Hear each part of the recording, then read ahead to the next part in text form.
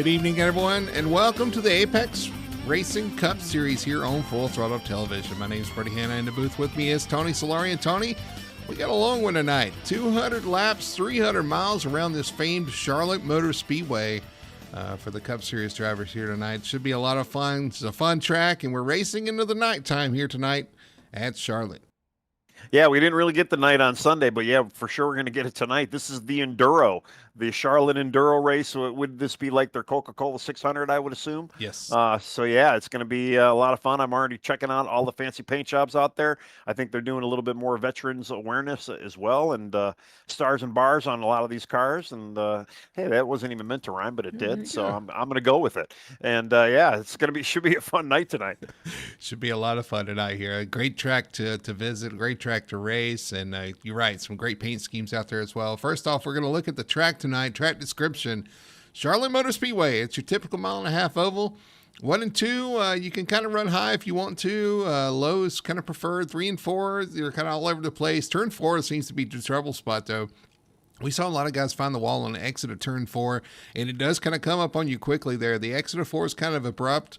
There's a little bump over there. Sometimes I call it the humpy bump, but they've kind of paved over it a little bit and improved it, but there's still an abrupt turn off of turn 4, and I think that's where you're going to see the trouble spot tonight. The Humpty Bump, that reminds me of a song from the 90s, but we ain't going to get into that. But yeah, I actually saw a couple guys spinning out of 2. Hit the wall, went on his roof. I'm not going to name any names, but it was the number 4, just so everybody knows. He took a nice long slide. Hopefully we're not going to see any more of that tonight. But yeah, this track, I mean, I know you love it. I kind of like it. It's very tight, and there's not a whole lot of place to go. So it does bring that challenge to 1.5 miles. Yeah, 200 laps here tonight. You see your race analysis, almost 300 miles around this track. We got a couple of stages for you tonight at 60 laps apiece. And we race to the end. And 60 laps is going to be important because you look at that fuel number. 51 laps is the number I was given. So we're going to have green flag pit stops in each stage tonight. If we stay green, that's going to be interesting. Got to watch that pit speed, 45 miles an hour. They do have 5 sets of tires, 4 in the pits and 1 on the car. So we'll see how all that goes here tonight at Charlotte Motor Speedway. Let's look at the point standings real quick before we get going here. Coming into the night, Michael Alexis leading over Braxton Ackridge. You got Thad Teasley in the mix there as well with Davies and Kyle Cortez. Good little points battle there. There's a little bit of a gap between Ackridge and Alexis. I'm sure Ackridge is looking to rebound. Last time we were here with Ackridge, he had some issues here at Charlotte. He's looking to rebound and have a good solid night tonight. Yeah, definitely. Points, Alexis really's got a pretty good command on the points. I mean, although we're just at halfway season, so I mean, there still is plenty of meat on the bone. These guys can keep racking up some points here. You know, they need Michael to maybe, go to some races, but they don't have any races on Tuesday night. So, I mean, he's going to be around for a while, I think, in this series. I know he was missing a lot of Sundays, but yeah, the points battle, there's really not much to even talk about, towards the back end of this points. I mean, maybe outside the top 10, there's some guys maybe still trying to knock into that door. But, yeah, there's a lot going on here. Yeah, schedule here tonight as well. Got Nashville next week, Michigan, and Pocono. Got some fun tracks coming up for you there. Really looking forward to what the rest of the season has in store. We're about at the halfway point. And we'll see what those guys can do the rest of the season. But qualifying is over. We're getting ready to start here at Charlotte Motor Speedway, the Charlotte 300 for the Apex Racing Cup Series. We're going to throw it to our starting lineup for tonight's race. And starting on pole is that number 13, Thad Teasley, going to lead him to green tonight in his number 13 Chevrolet. Outside of the front row, that is Kyle Cortez, the winner from Dover in the number 88. Starting third, the 67, Noah Jackson with some speed here tonight. Saw him fast last week as well. Matt Davies is going to start from P4. The 45 of Travis Burt will line up in the 5th position in his Toyota. Outside of row 3 is going to be the number 5. That is Michael Alexis, your points leader. 7th spot going to the 9 of Cody Pierce with the 99 of Chris Everett. A lot of 9s on row 4 there, starting from the 8th position. 9th spot, the 11 of Braxton Ackridge, trying to close that gap on your points leader. His number 11 Toyota starts in 9th. 10th spot for the number 42 of CJ Gates. 11th spot for the 23, that is Michael Childs. He'll roll off 11th. And 12th, a couple of Chevrolets on this row. That is the number 95 of Ian Perkins, starting in the 12th. 13th for the 4 of Dalton Saprina. We're gonna make up a nickname for him, the High Flyer there. And 48 of Troy Sand going to start in the 14th position. All right, Matthew Doyle, 15th spot. He's in car 46. Then you have Matt Ruddock. So Matt Rowe with car number 7, starting 16th. Zach Sikowski, car number 40. He's starting 17th. Charles Whitehead, he's in car number 44. He's starting 18th. Then you have David Esky. He's starting 19th. He's in car 55. Sorry. Then you have John Massey, car 33. He's starting 20th. Landon Rainey, he's in the 24 car, and he's starting 21st. Then you have Missio Flores. He's in the 22nd spot in car 27. And then rounding out the 23 car field, you have Jacob Booth in the 19. And yeah, I'm almost thinking, Dalton, could you put numbers on the bottom of the car? I mean, I'm just wondering. Maybe that's what Dalton means. That would be funny. If you could paint the bottom of the car, I don't think you can, but that would be hilarious. When 4 tires are up, it might be the 4. Maybe that's what we do. I mean, we did, what did I say, Zipline Zaprina or something like that. Let's come up with something Z, you know? I don't know, Zipline really. Yeah. Zippy Zaprina? Z-Flippy?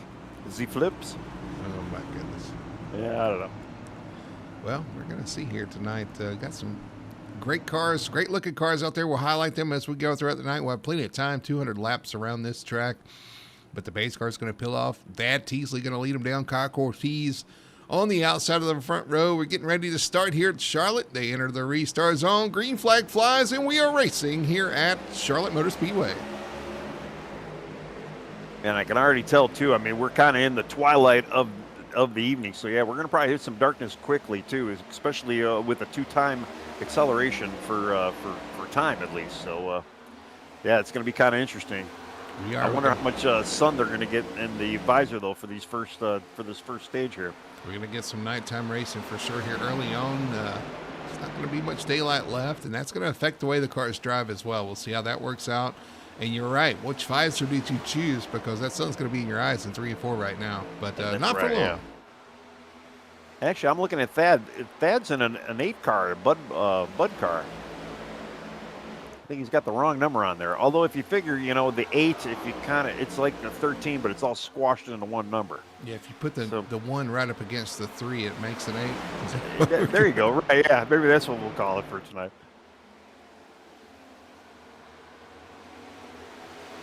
But yeah, he's already got a pretty good lead, though, over Noah Jackson. Noah, that inside line kind of took off, and they kind of fell in line. Kyle Cortez did kind of get stuff behind there, though. Starting second, he's already down to 4th right now. Yeah, Cortez back to 4th position. Alexis in 5th right behind him. But you're right, Noah Jackson all over our leader right now, looking for a way around. Well, and we know that, you know, we say this every week, and, you know, the audience probably knows. They're probably sick and tired of us hearing it. I don't know if some of the drivers always get the message. I mean, I always have a hard time saving tire, but you got to save the tire. And especially, too, with the fuel here. When are they going to pit? You know, I mean, you really have a pretty good fuel window for each of these stages. Here we go. The 8 may have touched the wall there. The 13 off the corner there. And it's going to allow the 67 of Jackson to go right around him and take over the lead here in turn 3. Doesn't look like Thad's sitting down, though. He almost tried the crossover. He's working on that rear bumper right now. Noah kind of took his line away on the top side there on entry, so it kind of gave him a little separation. It's a good-looking 67 as well. That number kind of shimmers in the sunlight there. Kind of got the chrome look to it. Oh, yeah. Looking good. And there's a little bit of red, white, blue on there as well. Ooh. 13 up towards the wall again there. You're right. He's in an 8 car, though. Well, you know, I'm always worried with my trading paints that, you know, I usually have issues with it. But, yep, I see it on the stream, too. Yeah, he's in the 8 car. Like I say, it's not the 8. It's just the 13 just squashed together. Everybody kind of settled in here. Like you said, we're going to have a kind of maybe some long runs here tonight. We've got 60 laps for the stages 1 and 2. Again, with the fuel being at 51 laps, this first stage, you're going to need a green flag pit stop if we stay green. The second stage, Might be a little bit closer. We're gonna. Well, I still don't think they're gonna be able to make that, but it's gonna be a little bit closer. You're gonna run off a few laps as we head into stage 2. You know, from stage 1, but it's only a couple laps. They're about 8 laps short, 9 laps short. So. Yeah, and I did just see the track lights go on. So yeah, we're definitely going to be seeing some darkness out there, and the sunset. I'll tell you, I'm just kind of going through, just looking at some of these paint jobs. I mean, the 95's got a great look, and Ian Perkins got a really great paint job right behind him, Chris Everett as well. I love seeing the stars and bars out there, and they're chock full. I mean, Chris Everett, he had a great car on Sunday night too. His car tonight was good. I love it. One car on the pace, off the pace on the bottom there. Is that Ruddock? It is the 7 of Ruddock, kind of off the pace down the backstretch. He's got another red, white, and blue paint scheme as well. Yeah. Again, just to explain it, those guys, they are treating it like their Coca-Cola 600 race this week when they got to Charlotte. So they're doing the Memorial Day paint schemes and kind of the awareness for the fallen soldiers and the military members that serve and given their life in service as well. So kind of a somber mood when you do these schemes and run these races, but these guys want to do everything they can to at least memorialize the service members who are out there fighting for us. Or have fought for us. Absolutely, yeah. And I'll tell you, there's a lot of good tributes and just awesome looking cars out there, too. I mean, Alexis is running he's got Sergeant Steve Arrowwood on his car, and then HendricksCars.com. And then even Travis Burton he's got a Rockstar Energy drink, but man, that thing is camouflage. Great looking skins out there for these guys. I mean, it's so awesome, too. And I gave them props on Sunday. I'm going to have to give these guys props again tonight. I mean, the amount of guys that do come out, bring out these one-time paint jobs, just to kind of show the support to the league. Not only that, the veterans as well. I mean, it's it takes a lot of time to do all this stuff, and it's just great to see the amount of participation everybody does and comes out here with these fun paint jobs for us. Yeah, and they do it for a good reason too. They always have, tonight as well. But anytime they do those, we saw it with one of their fellow. Michael Alexis making a move there on Kyle Cortez into turn 3, but they had a fellow league member. His dad was in the hospital. All of them kind of bonded together in supporting him. Some of the guys running special paint schemes for him as well. So always good to see that. Like I said, this kind of being a race where it's kind of a somber mood usually on Memorial Day, but doing what they can to kind of 67 hits the wall. Off the pace down the backstretch. Apparently hit the wall there off turn 2. Yeah, he got loose coming out of 2. Yeah. Big hard hit. Let's get back and see it here. 67. Where's he at? He's at the tail end of the pack right now. I'm surprised I wouldn't be surprised if he's going down pit road soon here. Ooh. All right, let's back it up here and look at him coming off turn 2. Leading the race here through 1 and 2. Oh, did he clip the apron down there? It was really close. Yeah, he just got real loose. And let's see it again on board. Going through 1 and 2. Does he get on the apron? Yes, I think he touched it down there. And he just hugged the car. He just could not get it, Of course, you don't want to make it an abrupt move. We've seen how this car likes to shoot to the right, but... yeah. That thing shot right to the left. Yeah, like I say, I saw the fender almost fall off. It looks like it's still on it now, but I'm surprised he didn't get a meatball from it. Yeah, just trying to hang on. He's got a long way to go in the stage if we don't get a caution, but he's trying to hang on right now. That's unfortunate, man. Leading the race. That shows you're not safe anywhere out here. Actually, he comes to pit road now, so he's going to hit pit road. What's your famous saying? From the penthouse to the outhouse. That's for sure. Had a great qualifying run, too. Yep. Some racing here for third. Cortez, Matt Davies. CJ Gates in the mix. Yeah, they got a big gaggle right there. I mean, 1 and 2 right now. They've kind of checked out, especially Thad. I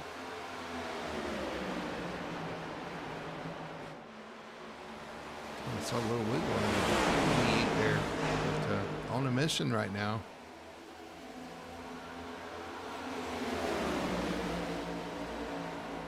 Matt Davies, CJ Gates. Oh, Gates throws it into turn 3 there. Tight racing between him and Davies. He is not clear. I know I was waiting for you wanted to clear him. I was waiting for it. I thought he almost had it, but that outside line. I mean, you just get that momentum. CJ dives it in again. I think he's going to clear him this time. He's going to take away that spot. They did single file though. Finally, that whole group behind him for the most part, at least for now. Oh no!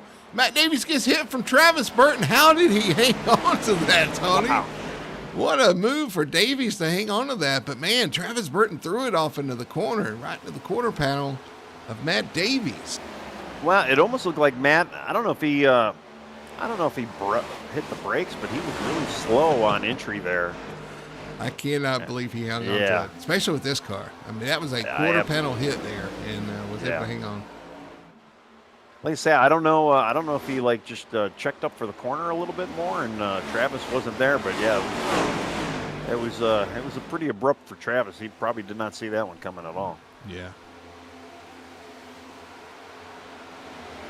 He's kind of slipping back now after that contact. Back to 10th spot.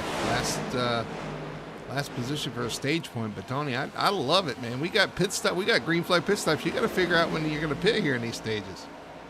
Well, that's kind of what I was wondering. Yeah, when are these guys going to come in? I mean, in another 10 laps, do you think some of these guys are going to maybe even try to split it a little bit? Or are they going to maybe try and run it out and just go in for a little splash? I mean, maybe hold up for a caution? I mean, it's really, we said it even last night. We say it kind of every week, too. I mean, the green flag stops are the great equalizers of these races. I mean, even some yellow stops are. But, when do you come in? That's going to be the big head scratcher for the evening. And they're going to have many opportunities to head scratch. Really close to the corner there. Yeah, I agree with you. And the other thing to remember, too, is these guys have, and there was some discussion in Discord about this, they have 4 sets of tires in the pits. They got 4 sets so it's 5 sets. It's 1 set on the car and 4 sets in the pits. So you imagine you got to make a pit stop in the stage. You might pit at the stage, pit stop in the stage, at the stage, or opportunities. I mean, there's your 4 sets. So you're going to have to sacrifice at some point to save a set of tires for that last stage run. So, so that's something to consider. And some of them were talking about the strategy point of that. Some of them like it. Some of them felt it was a difficult situation to put the drivers in, which it is. Absolutely, But it also lends us, you're going to see some strategy here. You got to get the strategy right. You got to pit at the right times. Well, and that's kind of what it comes down to. And so maybe run out the first stage, come in just for a quick splash. I mean, at least we're not at Iowa. Yesterday we called the race at Iowa, and they were popping tires left and right. So at least we're not there with only 4 tires in the pits. Yeah, that's going to be a little bit of a tall order for these guys tonight. Thad Teasley still out front with a 2.5 second lead over our points leader, Michael Alexich, in second. CJ Gates in third. Cortez and Travis Burton, your top 5. 24 laps in the books here at Charlotte. And again, remember, we're racing lap 60 for our first stage, and there is a pit stop that needs to be had. Yeah, I'll be curious to see, like I say, what they do and who does what as far as strategy goes. But that is kind of interesting stat, though, with the 4 tires. So, or 4 sets of tires, I should say. Let's look at our fuel bar. You kind of get an idea of when those guys have to pit. About 26 more laps. So we're about halfway through the fuel run that they can run. And that ain't going to get you to 60. So. Yeah. Well, like I say, I mean, for me, especially if you're running in the back, definitely just come in for a quick splash. Hopefully your tire's going to last. Well, this place, I mean, it does eat tires, but it does not eat tires like some other tracks. Chris Everett, Matt Davies real close together there for 12th position. Is that ever going to take that position? Yeah, unfortunately, yeah, Matt's been kind of going backwards since he had his little incident there.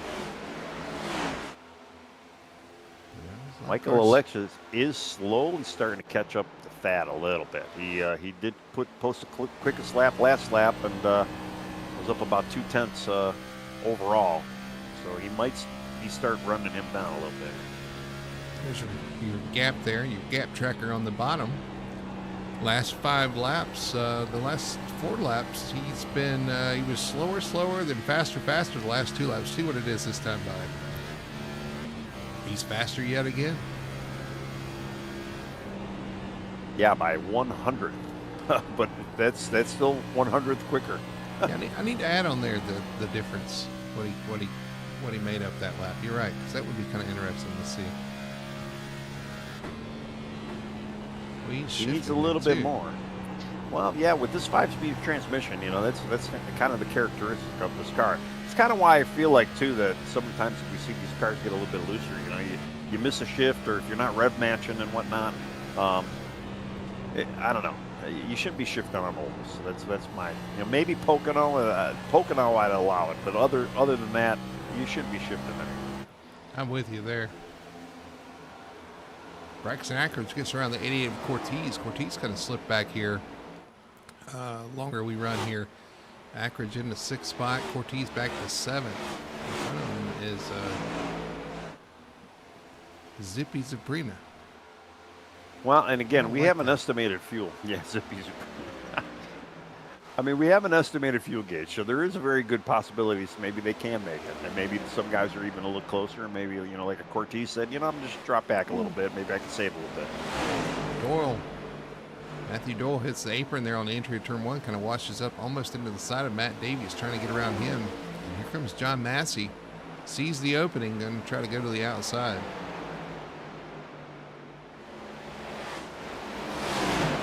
Get around Matty Davis right now, or Matt Davies, not Matty Davis.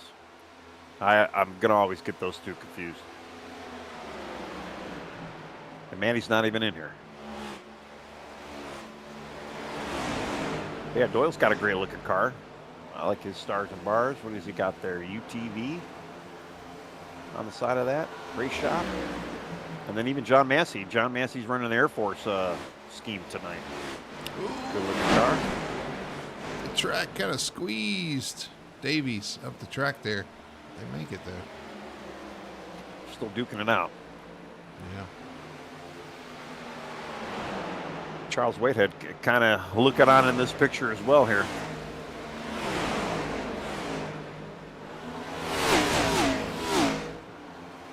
Going through the field though, especially in front of these guys, there's not really a whole lot of action happening. Davies.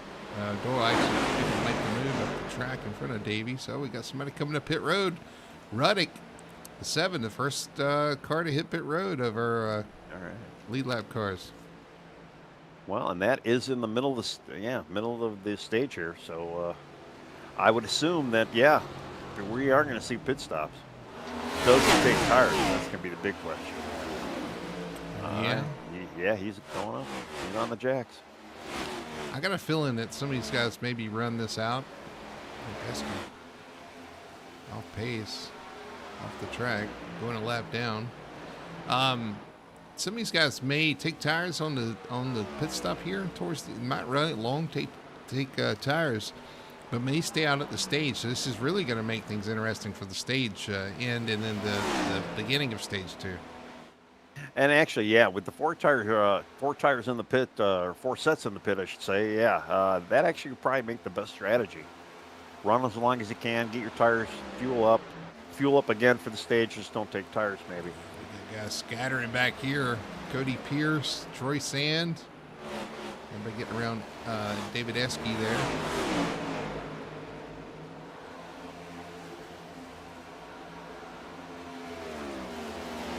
David Esky, actually, he is the 1 car a lap down right now. Matt Ruddick, obviously, in the pits, he's also a lap down, but he should be able to cycle back to the lead here once everybody else pits. David, I don't believe, though, David did not pit. Yeah, I kind of wonder what happened to Esky because nothing came up. that he had No. an issue. There was an off track on lap 33. I can go back and take a look. See what We get happened those there. often here. And I haven't looked, but we get them often here when they dip those tires into the infield and on the front stretch. Yeah, that's what he did. He dipped them. Yeah. A couple of little wall taps, a couple of riding on the apron. He's definitely struggling with a little bit of handling, but nothing devastating so far. So far, so good. We still got cars pretty close in proximity throughout the field. They're just kind of in their own groups there. Sabrina Yeah. kind of off by himself in fifth, but in front of him, Travis Burton still right there with CJ Gates.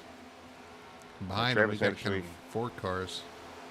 Looks like Travis actually may be starting to run down CJ. And Alexich and Teasley, there's really nothing happening. Thad has just been able to kind of hang on to that lead and has kind of kept that 2.4 second distance off a second right now. So we thought he was going, but he has slowed his roll here. Yeah, right north of 45, you see pretty good looking paint scheme. I do like that camo.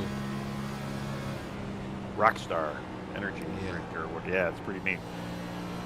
I'm watching Ian Perkins now. He's kind of fighting with that 11 of Braxton Ackridge. He was right on his bumper about a lap ago. And I'll tell you, man, I love Ian's paint job right now. Kind of gives me a little G.I. Joe flair with the way he's got the stripes on there. I mean, That's true. I love it, man. It's awesome. I think Ackridge's coming to pit road. Went in, yeah. So he's going to be one of the first ones as well. I know Reddick's already made his pit stop. Here comes Ackridge to pit road. And Ackridge running that Dr. Pepper scheme, stars and bars, kind of like what his dad ran. But what is Keurig Dr. Pepper? Do they have Dr. Pepper for the Keurig? Do they have like a soda thing now too? I don't know, and I should, being a Dr. Yeah. Pepper connoisseur myself. I mean, I like Dr. Pepper, but yeah, you're the doctor in the house when it comes to Dr. Pepper. Let's just say that. It's the only doctor I've seen in a while. So, I'm the Mountain Dew guy myself. Sabrina coming to pit road. So we're starting to see guys kind of trickle in here. And he's coming down to pit road, not on his roof. Yeah, that's good. Which is the way to go. The car rolls much better when it's on its tires. It sure does. Well, then again, I don't know. It rolls pretty good sideways too. Well, he's got a red, white, blue liquid death machine with the chrome wheels and stuff and the shiny paint and all that. I mean, it sure does look better than the undercarriage side. You guys will have to help us in chat. We'll check in on you in a minute, but you got to help us some kind of nickname. Sabrina has been in the air somewhat in his career here on the on Full Throttle TV. So we'd like to come up with some sort of something, a nickname for that. And chat is blowing up, and as usual, we're not ignoring. There's a bunch going on here. Corey Clark did just say, though, they do have Dr. Pepper pods. Oh. So, interesting. I did not know that. So I don't have a Keurig, so I can't partake in that. But and that's probably why I didn't know anything about it. But yeah, and then David Ackridge just said Keurig owns Dr. Pepper. that you know what? He's right. I forgot about that. Okay, well, I didn't know that either, but interesting. They're an independent brand, and I forgot that they were affiliated. That's right. Cody Pierce and John Massey are coming in. I believe 45 Travis Burton is also on the radio saying they're all coming in. All right, so lap 44, getting kind of busy on pit road. Here comes Cody Pierce to pit road. John Massey coming into pit road. And you do not want to speed, Tawny. You do not want to make a mistake early on. You put yourself behind the 8-ball here if you hit pit road too fast. It's the great equalizer. Yep. Yeah. And you're going to see some mix-ups. That's why I like it, man. You're going to mix up things just a little bit here. I know Dad has he's got one and almost 1.8 second lead here, or 1.9. He's got a little padding, a little cushion there. So you really don't want to push the issue if you're the leader at this point. And that's why you got that lead. You can kind of make sure you don't make a mistake. Yep. Well, the best thing for racing in general is pit stops. The more pit stops you have, the more you kind of shake up the boggle machine a little bit. And It does give you guys a little bit more strategy out there. You can get a little bit more comers and goers, and it does mix it up. And yeah, tonight might be that kind of a race where you not only do you have endurance, but you have that strategy aspect of it, where it's who's going to be the cream of the crop at the end of this. You want to maximize your speed on pit road. Like I said, just don't want to make a mistake, but you do want to maximize it. You can gain a lot of time on pit road through the stop, having a good stop, a good exit. You just don't want to, creep that little extra bit over the line. Well, we've got 13 more laps to the stage here. Teasley's lead is slowly going away here. 1.6 seconds. Alexich almost put a second on him from the last time we talked to him. 4 laps. CJ Gates is coming in. Yeah, you got about 4 laps of fuel left according to our estimations. So 4 laps of fuel left for our leader. Only about 4 more laps now. 3 more laps he can go. Chris Everett said he's coming in. Gates enters pit road. Everett coming around. All right, our leader is going to be pitting this lap, he said, as well. Will Alexich try to dive in with him or maybe stay out another lap here? Well, take note of this. 1.4 seconds is the gap between first and second. We'll see what it is after pit stops. 1.4 seconds, Thad Teasley over Alexich. We'll see if he gains or loses here. As Alexich is going to stay out and run another lap. Yeah, he just took over the lead as Teasley gets in for the pit. The 24 said he's coming in as well. And he missed the box. The 24 missed the box. And Alexich did say he's coming in this lap now. Oh, missed pit road. Going to go around once again. Goes a lap down. That could be very dangerous, especially if you're low on fuel. Just to kind of keep that in the back of your mind. That's true, too. Here he comes. The 5's coming to pit road. Alexich hands the lead over to the 45 of Travis Burton, who stays out. That 5 looked like came in okay, no problems. Going through too, I'm just kind of looking at our little cheat sheet board of times, pit times here. Teasley 6.5 seconds, so I believe he just took fuel. Ooh, interesting.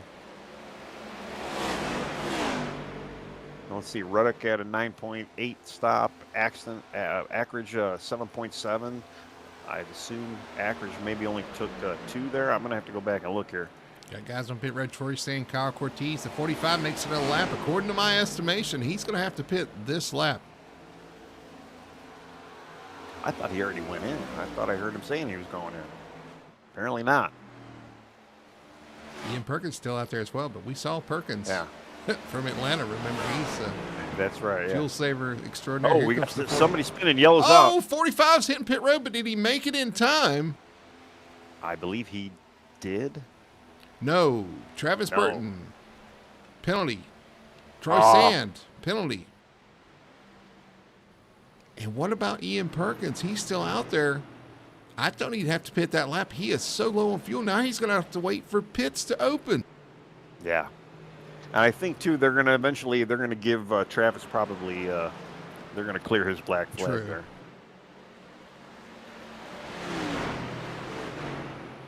What happened on this caution? I'm not seeing anything. Was it Landon Rainey, maybe? I'm showing an end of line for Landon, but yeah, I don't know. 24, see if this was... Oh, Matthew Doyle.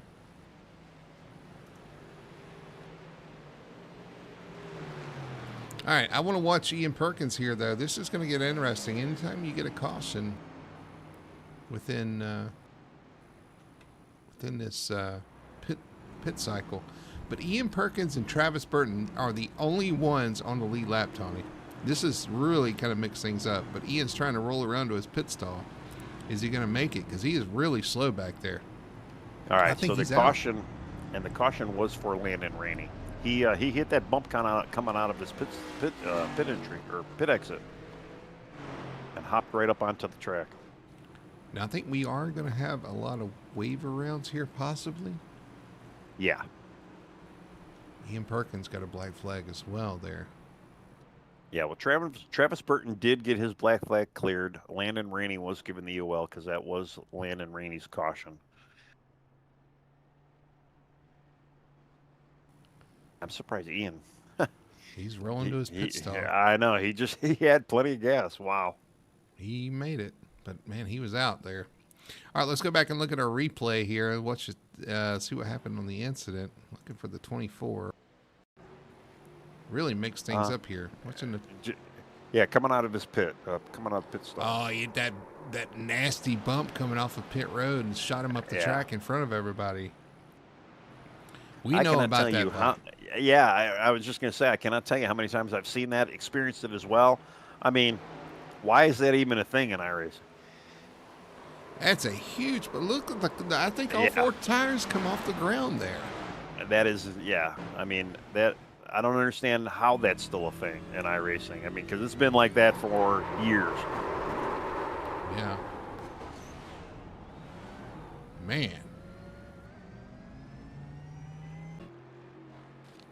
Well, was it even a caution for incident? Just no. The bump rung there. So I'm really interested here. We got tons of wave rounds. Everybody that pitted is going to have to take the wave around. And the one guy that actually didn't get the wave around is the lucky dog, Dalton Suprina. Right. Suprina in third.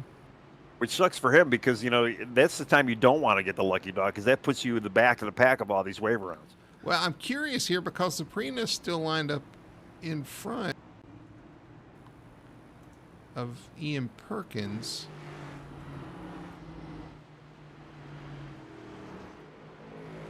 Something happened to the 7 of right? So off the track.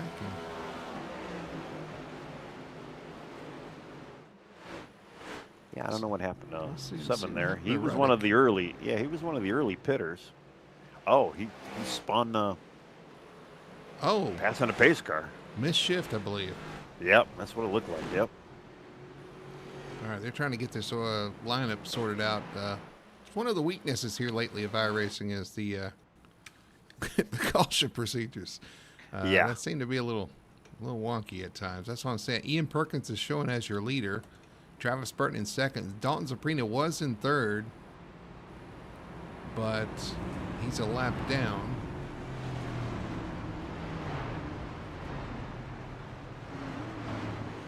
He's waiting for everybody to pass him now. So I'm assuming, too, they're going to extend the caution, but I have yet to see the word yet. Wasn't Suprina your lucky dog? He was the lucky dog, but I didn't see him actually drive around either, so. Maybe was he 2 down at the time, maybe, and got 1 back? Oh, I don't know. Maybe.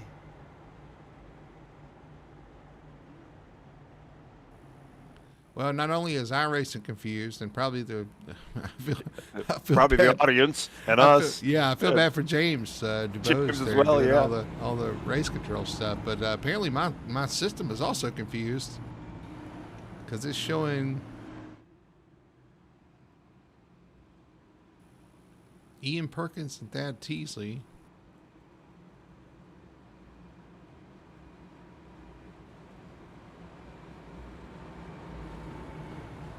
Okay, LaRiviere just said no. He was only 1 down because he was running third. Thank you, Matt. All right, but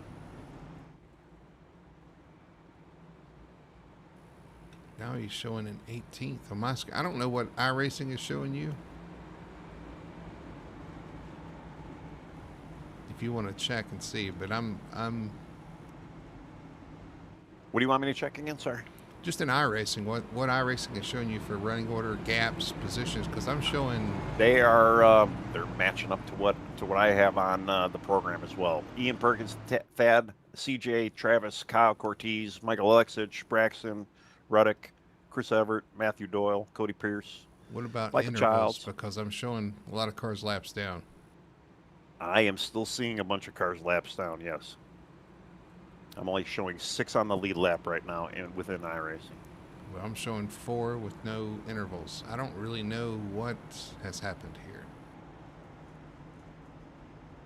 Well, they are sending the caution, so yeah. And yes, a fluster cluck is the proper word for what's going on with this caution. Sounds like a technical term, yes. That's what LaRiviere had mentioned in chat. Yeah. Absolutely, yeah.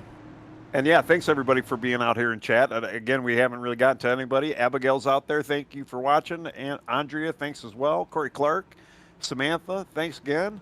Oriole, I'm not sure who Oriole is, but he's rooting on the 95. Corey Park, rooting on Zukovsky. Abigail's rooting on Alexich. Let's see, and SRMS and JRMS. KBG rooting on Zukovsky.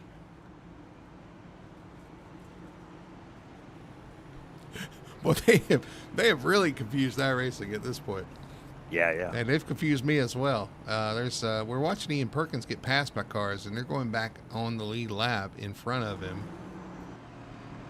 That might be the best way to handle it. I remember we had an issue in our truck race not too long ago where, something was just awfully messed up. But hey, this is what you pay the extra $1.50 a month now for. Yeah.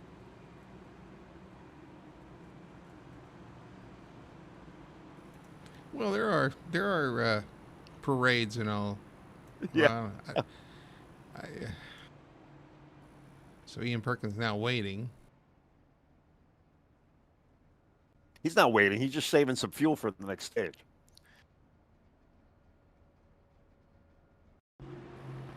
Trying to get my system to reset here because we've really confused it now because everybody's showing intervals here. Yeah, well, I am showing, especially on iRacing leaderboard right now, they are showing everybody back on the lead lap with the exception of Missio Flores, David Esky, Landon Rainey, Noah Jackson, and Jacob Booth. So Chewy's doing his job out there. James, hats off to you, brother. Yeah, Ian's sitting now waiting for everybody to catch up.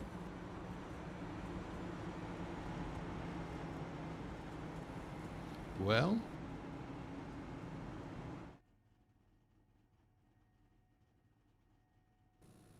it'd be a good time to catch up on chat if you want to, Tony. I don't know what we got out there in chat.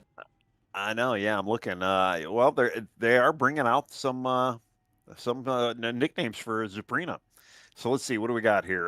The Flying Cup, but the CZUP, the Air Zuprina, Somersault Zuprina.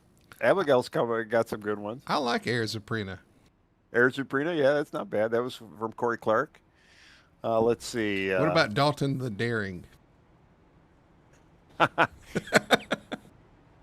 That sounds like a a high flying circus act, right? Well, I mean, right? The shoe right? fits. I mean, that's right. Hey, it looks like we got our running order figured out now. Somehow. Yeah. I think it is finally squared away here. Man.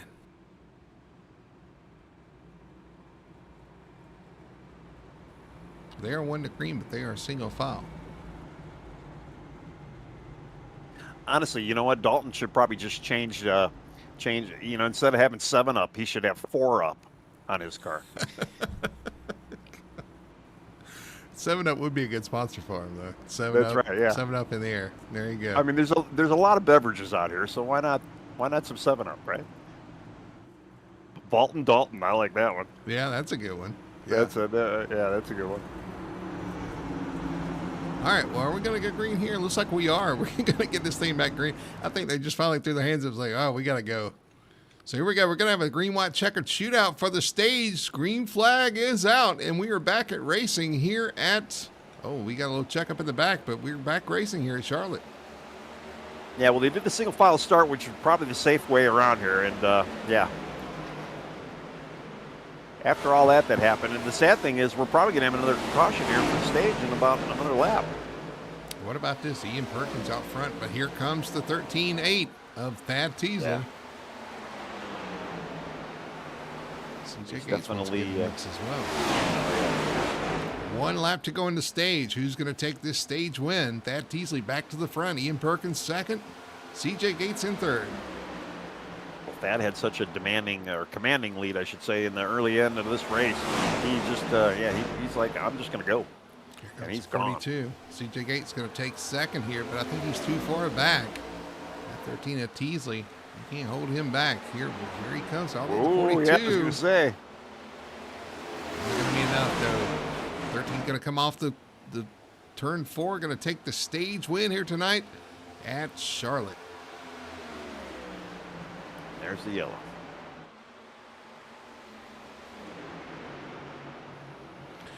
All right. Well, what an interesting turn of events here. And James is saying everything in the world should be right. And I think this is a pretty good reset at this point. Yeah. All right. Well, let's look at our stage results here. First stage in the books: Thad Teasley, C.J. Gates, Ian Perkins, Travis Burton, Michael Alexich, top 5. You got Matt Ruddick in 6th spot, 7th spot for Kyle Cortez, 8th for Ackridge, 9th for Whitehead. Charles sneaking up in the top 10, and Michael Childs grabs that final stage point. And Missile should be getting the lucky dog this time around. I think so. Just letting 27s line up for that, yes. Yeah. All right. Now, Tony, do you stop here and take tires if you just took tires? I don't think you do. We ran so many caution laps, too, that's going to kind of help those guys. Yeah. Stay out here or maybe take some fuel. I don't know if you even come down to fuel because you can't make the second stage anyway. Do you just stay out here? Right. I would, honestly, I'm kind of thinking you'd be better off just staying out. Well, we are wrong. We are not. A lot of guys are coming out. We're going in. Somebody stayed out, though. Who is that? Sabrina. Sabrina heard us talking about him. He's going to get up front so we can talk about it. Dalton. Missile. Okay, Missile, obviously, he's getting his lucky dog. Mm-hmm. All right, let's see who's going to win. Well, and I can see, too, like Alexich, I don't even think Thad, I don't think they did take tires, so they are in getting tires now. So I'd assume, if you didn't take tires, maybe that is your opportunity to get them now. You see them coming off pit road, the gains and losses there. Top 2 kind of maintain. Thad Teasley, C.J. Gates. Travis Burton moved up a spot. And that's because Michael Alexich lost a couple. Or lost one. Yeah, he's down a little bit. And I've been thinking about this, too, with Thad. I mean, he's been out in front. Should we call him the 138 special instead of the 38 special or the 13-8 special? Because he's running the 8 car. I don't know. I've been thinking about it for a while. So, I mean, yeah.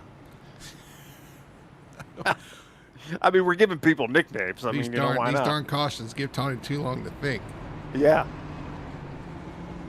You ever see, the chimp playing, the cymbals? Yes. That's kind of what goes through my mind most of the day. I could see that. A chimp with some, 5 o'clock shadow with a cigarette hanging out his mouth. Yeah, that's clinking. There you go. Do I have a camera in my shop? Yeah. All right, we do have a wave around there. No Jackson going to take the wave around. I think Landon Rainey also got it. Oh no, that is no, it's Landon as well. He's driving around. I don't know if he got the wave around. He's going to take it, whether they give it to him or not. That's what it looks like, yeah. Jackson's 13 laps down, man. Had a fast car tonight, got some damage, got way behind the 8 ball. Out there just putting along now at this point. He's going to need about 13 cautions. Get back on the lead lap. Yeah. What about Sabrina, though? Yeah. Abigail says, ever notice how the 13 looks like a chef's hat turned on its side? Yeah. Yeah. I've noticed that once. Wow. I think you and Tony are in the same wavelength there, Abigail. I'm not sure what wave that is, but yeah. Chef's hat on this. I like it. Yeah, so I was going to say Dalton Zaprina stays out here. He was the only one to do what we were talking about maybe doing here and saving that set of tires. I mean, if you're only going to take fuel but you can't make it to the stage, why would you pit? But obviously these guys saw it a different way. So there you go. But the pace car is going to peel off. Zaprina leading Thad Teasley. Coming to the green. Green flag flies. We're starting stage 2 here at Charlotte. All right, so Dalton gets a great run out there. fires out like a cannon. Let's see how long he can keep the 13 or the 8 or Thad behind him. About turns 1 and 2. Yeah, well, Thad's got some speed here. We've seen that speed already. But still, I like the call. He's going to get some track position here. Yep. Might not hold the lead, although he's fighting back here to the inside into turn sure 1. is. Well, and I believe he did take 4 tires. I got to go back and look for Dalton. Yeah, he had a 10-second pit stop, so I'm sure he did take tires on lap 41. What these guys do on those last pit stop? Looks like it was about 10 seconds, so it looks like they took tires as well. Well, right, yeah. Thad and I know like Alexich, they didn't take tires on their actual green That's flag right. stop, but they did take them here at the stage. That's right. You're right about that. So now somebody like CJ, like I said, I don't remember what he did during the green flag stop, but obviously he did take something. Looks like a lot of guys took tires at the stage here. CJ up to second. Zaprina holding on to third. Travis Burton, Ian Perkins, 4th and 5th.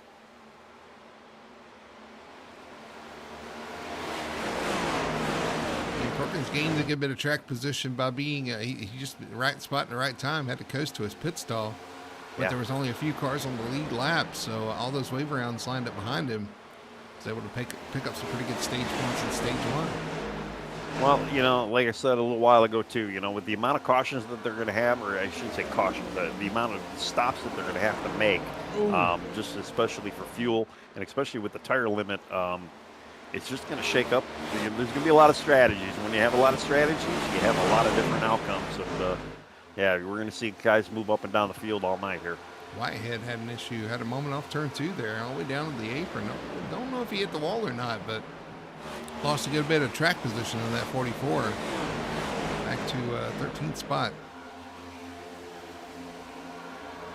He was one of the hard charges there for a little while. Right now, CJ, though, he started 10th. He's up to 2nd. So him and Zaprina's still up 10 spots as well. So yeah, we'll say Zaprina our biggest mover so far here tonight. 9 spots now. That's one of the guys in the mix there. The 7 of Braddock. 9 as well. Yeah, Ruddock had a pretty good rebound, too. He was one of our earliest pitters under green there.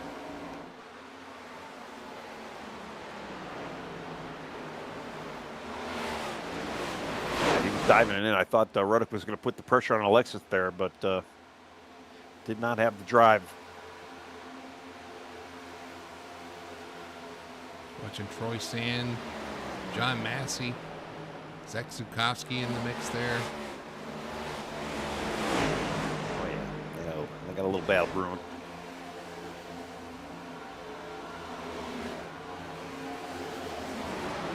Well, it looks like everybody's kind of single filed out here for the most part.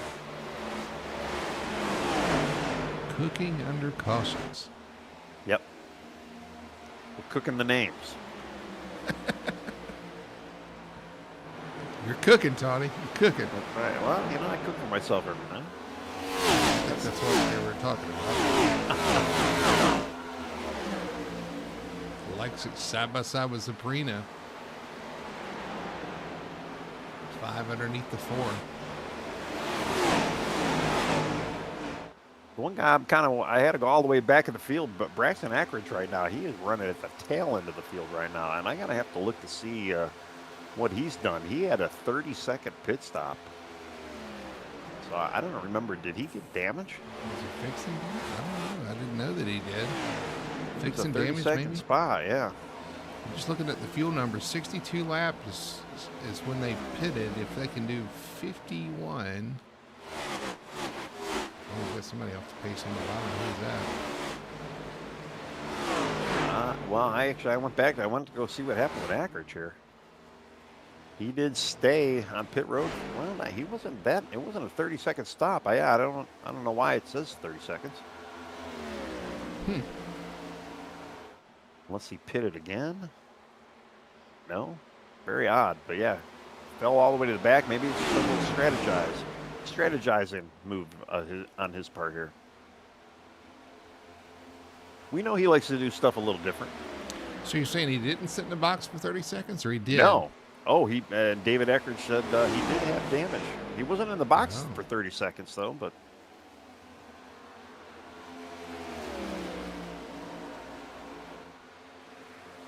Tell you what, CJ Gates inching in on the 13 of Teasley here. I've been watching this happen here. I almost wonder if Thad kind of slowed his roll a little bit here for the second stage. Well, that's what I was going to look at. So the fuel bar,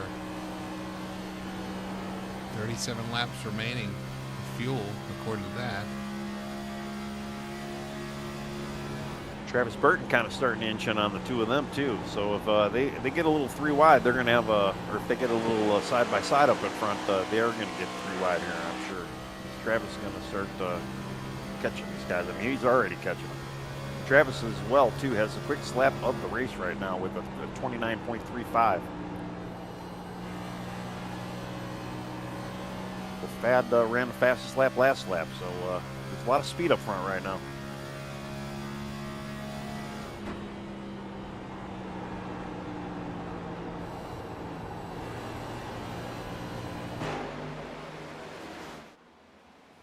Dalton Kyle Cortez having a little battle with Matt Davies as well. I think Dalton's going backwards, and these guys are just trying to get around him. Well, he's got a gaggle back here. Yeah. Childs, Davies, Zaprina, Cody Pierce right there as well. Yeah, Cody looks like he's going to be the last guy of that little pack to get by him. Cody's got a good-looking car tonight, too. Harley Davidson, Stars and Bars, kind of yellowed out Stars and Bars, vintage kind of look. I think Harley Davidson is a good core American company. I believe it is, yeah. But again, it's not.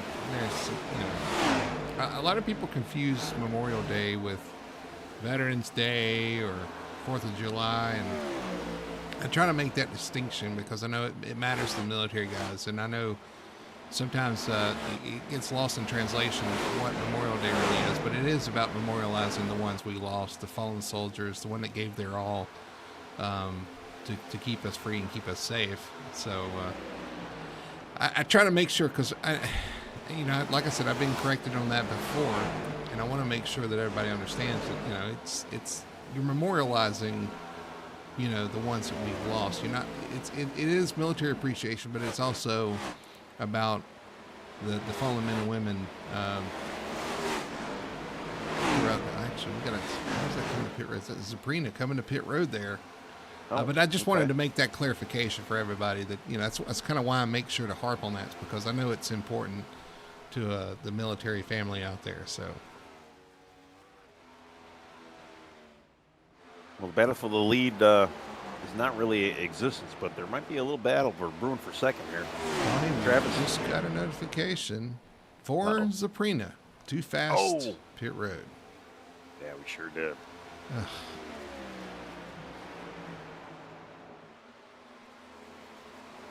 You have to start calling him Speedy. Yeah, he's not going to be happy about that. He finally worked his way up there, got some track position. Now he's going to have to suffer through that penalty. Well, and he was trying to do that tire strategy as well, trying to make these things work out. He was out there on older tires. If he would have made a good clean pit, he would have been in pretty good position here, because everybody else still needs to pit. Tell you what, Ian Perkins and Lexich, pretty close together there. G.I. Joe machine, number 95. I'll tell you, I can't unsee it. Yeah. I'm a child of the '80s, so go Joe. I do like the paint scheme. It looks awesome. Yeah. Well, I'm partially gray too, so it's got that gray on there. I dig. Zaprina now 2 laps down after that penalty, so he's another one's going to claw his way back. The only good news for him, this is the longest race of the season, so we're not even halfway yet. Yeah. The big issue, though, is, everybody's been running pretty good, pretty clean and green. Obviously we had that issue with Landon Rainey, which in all honesty, it's not Rainey's fault. The track should have been fixed. That bump shouldn't have been there. But these guys have been racing really good and clean for the most part. So I'm just curious to know if we're going to really see a whole lot of yellows outside of the stages here. Yeah, and our lead's kind of stretched out too. Thad Teasley's pulled out a 7/10 of a second lead over CJ Gates. Travis Burton right there pretty close to him as well, although they've got a little gap there as well.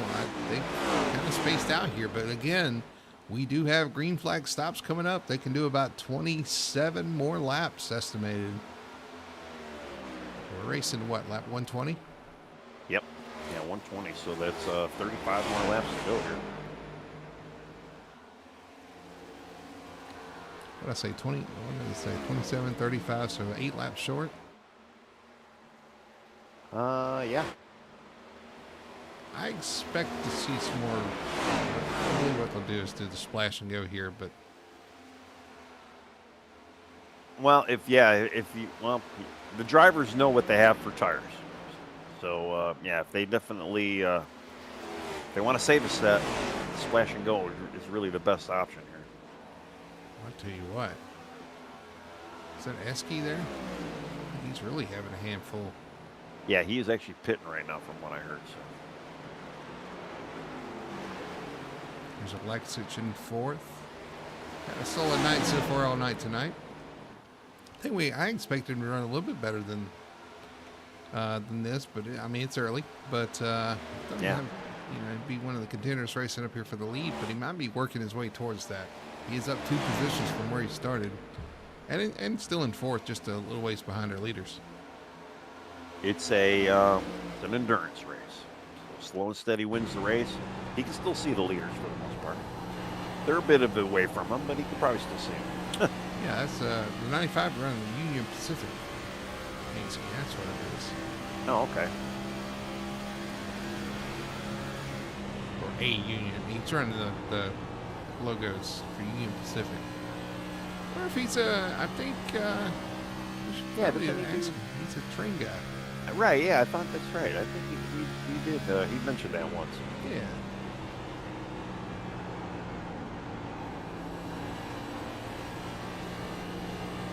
Kind of looking back too, yeah.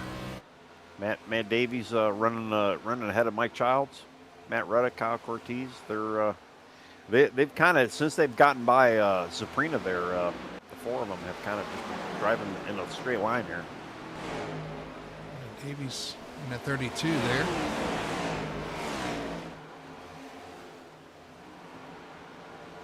All right, Ruddick is coming in early again. So he's going to break up that little 4-car group. Doyle hit the pit road as well. So Ruddick. They get it slowed down here on the apron.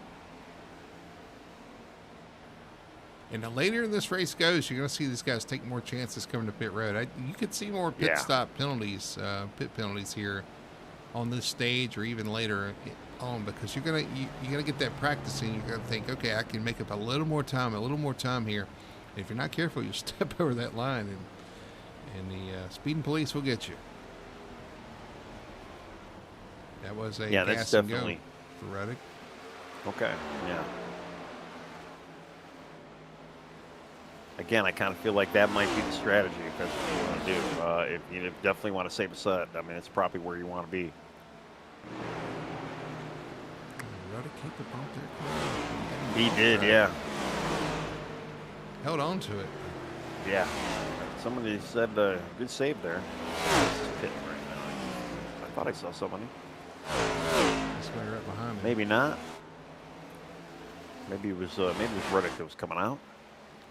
Tell you what, Ackridge was one of the early pitters in the first run. Is he going to pit early again here? I guess we'll wait and see.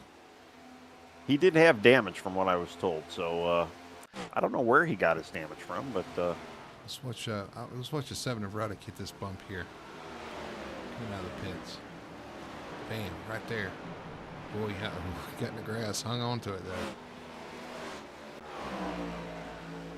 Yeah, that bump is tough. I mean, especially in this car as well. It's just one of those. You really got to try to hang on to it, and it's just so unexpected too. Because when you're exiting pit road, you're thinking, well, this should be nice and easy. It shouldn't throw my car into orbit. 1.2, now 1.3 seconds is your gap from first to second. Gates dropping back just a little bit. Travis Burton still right with him. Alexich and Ian Perkins, your top five. Lap 95 of 200. Waiting for pit stops here in stage 2. They cannot make it to the end. Some have already made their stops. Waiting for our leaders to make their stop as well.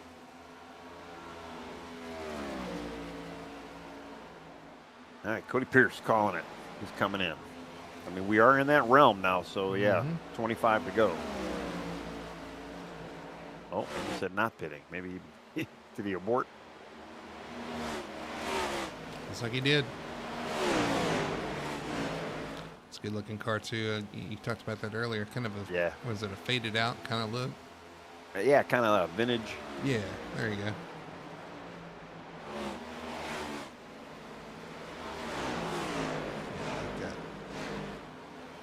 Looks like the parchment, the Constitution's written on it. Yes. That's a good way to put it. Yes, absolutely.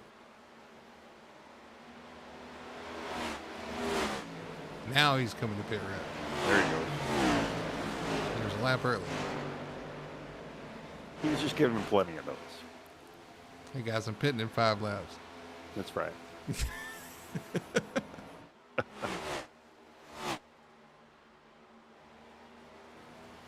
I'm going to tell him I'm pitting. I'm just not going to tell him when it's at. Yeah, I'm pitting.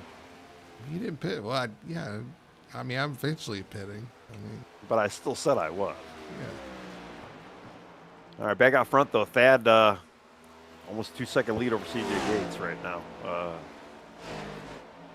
CJ still kind of hanging on to second. Travis is just running into shadow. Michael Alexich and Ian Perkins still sitting back there 4th and 5th. Really, nobody's made any moves on anybody right now.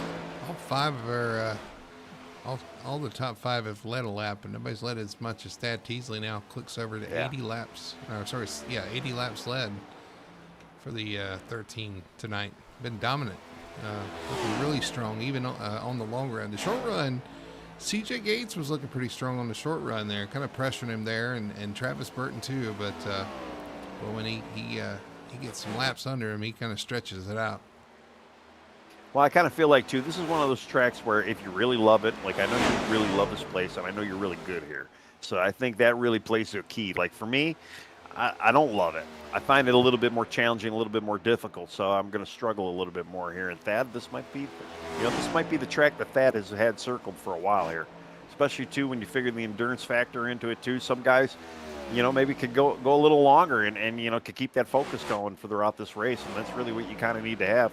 Again, too, with the strategy that they threw in tonight with the tires, it's just another, added into the bag, mix it all up, and we'll see where we're at here at the end of 200 laps. But, man, this is it's been pretty wild, and we are halfway. So, I mean, we still got a long way to go.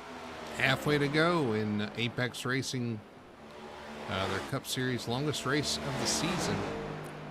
200 laps here tonight. We have 100 laps in the books for our Charlotte 300 tonight. And you're right, we're still waiting on pit stops. Watching this 4th and 5th, Alexich and Perkins, they've just kind of run together the whole time this stage. And they may be content to kind of do so. Perkins just kind of drafted off Alexich. Alexich's got the clean air. Perkins running a different line through the corners. So they just kind of settled in right now. I'm pretty confident, pretty happy where they are right now. Well, yeah, and I'm reading too from Oriolect. Is that how you say your name there? And yeah, he says Ian knows more about trains than probably everybody puts together. He's had very good training. Yeah, I do. Did you say that? I do remember. I did. I do remember him saying something about him being into trains and this and that. And that's that's a pretty cool job, honestly. Right, he's talking about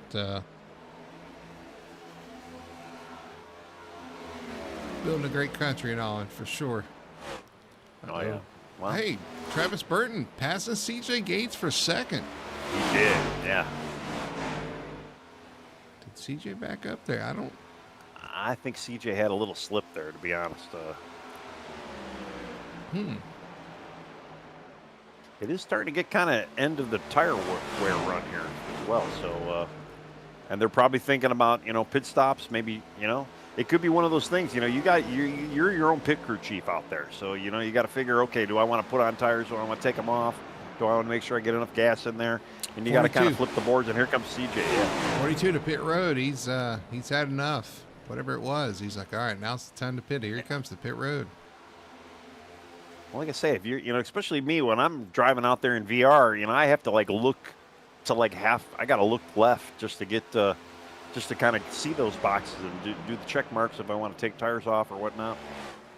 You said you have to screw you up. You have to look. I actually have to turn my head to look to see that box. In VR. I mean, depending if you got triples or not, God only knows where your boxes are, your F1 boxes, and your, all your fuel management. It could trip you up, is what I'm saying, during the race. Chris Everett on pit road. Yeah, I mean,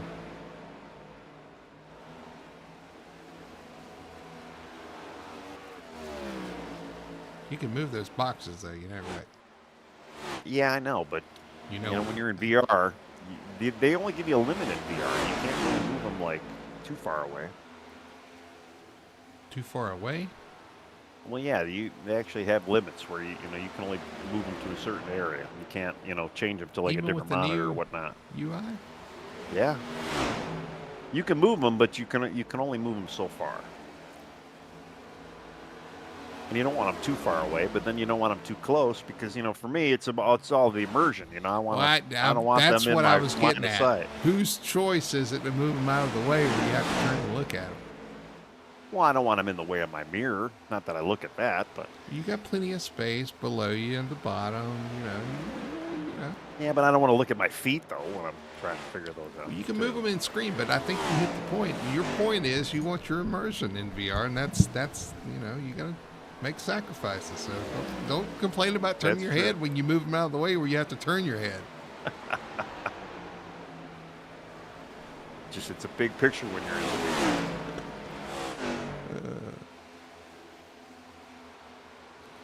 All right, still waiting for some of the leaders to come to pit road. Ackridge. They're going a lap down here. Going a lap down. He has not had good luck here at Charlotte Motor Speedway. Like I said, the last time we were here at Charlotte, I remember him having issues here. This was one of his worst races of the season, last season, season 1. And again here, season 2, struggling. Apparently got damage. Yeah, we're down to 10 laps before we hit the stage, a little over 10. I'm surprised we haven't yet to have more takers. Yeah, so I'm showing 3 laps left of fuel. Now, we did have some cautions there, so it might extend it a little bit, but everybody going to run this one out, looks like. Yeah, we only have... All right, Sikorsky is coming in. I just heard that. Thad, though, man, 3.3 second over second place right now. He's just laying them down. Who did you say was coming in? Sikorsky. Hitting pit road. Really slow to pit road, too. Is he under power? Yeah, I think he is. Just being careful. Yeah. I see some black flags. Don't want one. I believe CJ Gates did come in. Thad Teasley is coming in now, it looks like. Yeah, Gates has already hit pit road. Here comes Thad. Low through 3 and 4, getting it slowed down. Plenty of space to work with here. No rush. Just come in nice and smooth. Travis Burke going to stay out and assume the lead.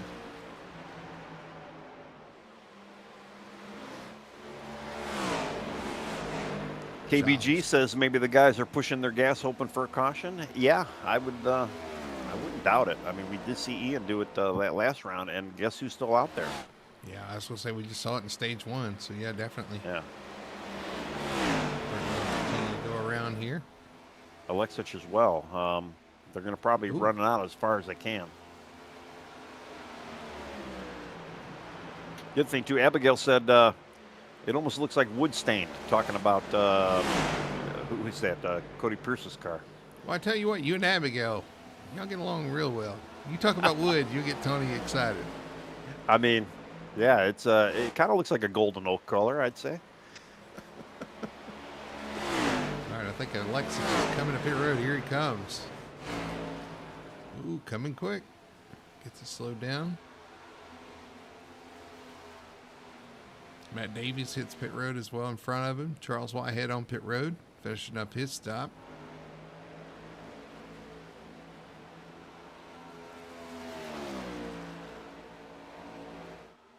All right, I believe Travis is coming in this time as well. I'm showing 0 We on might- my board. Yeah, he's coming in.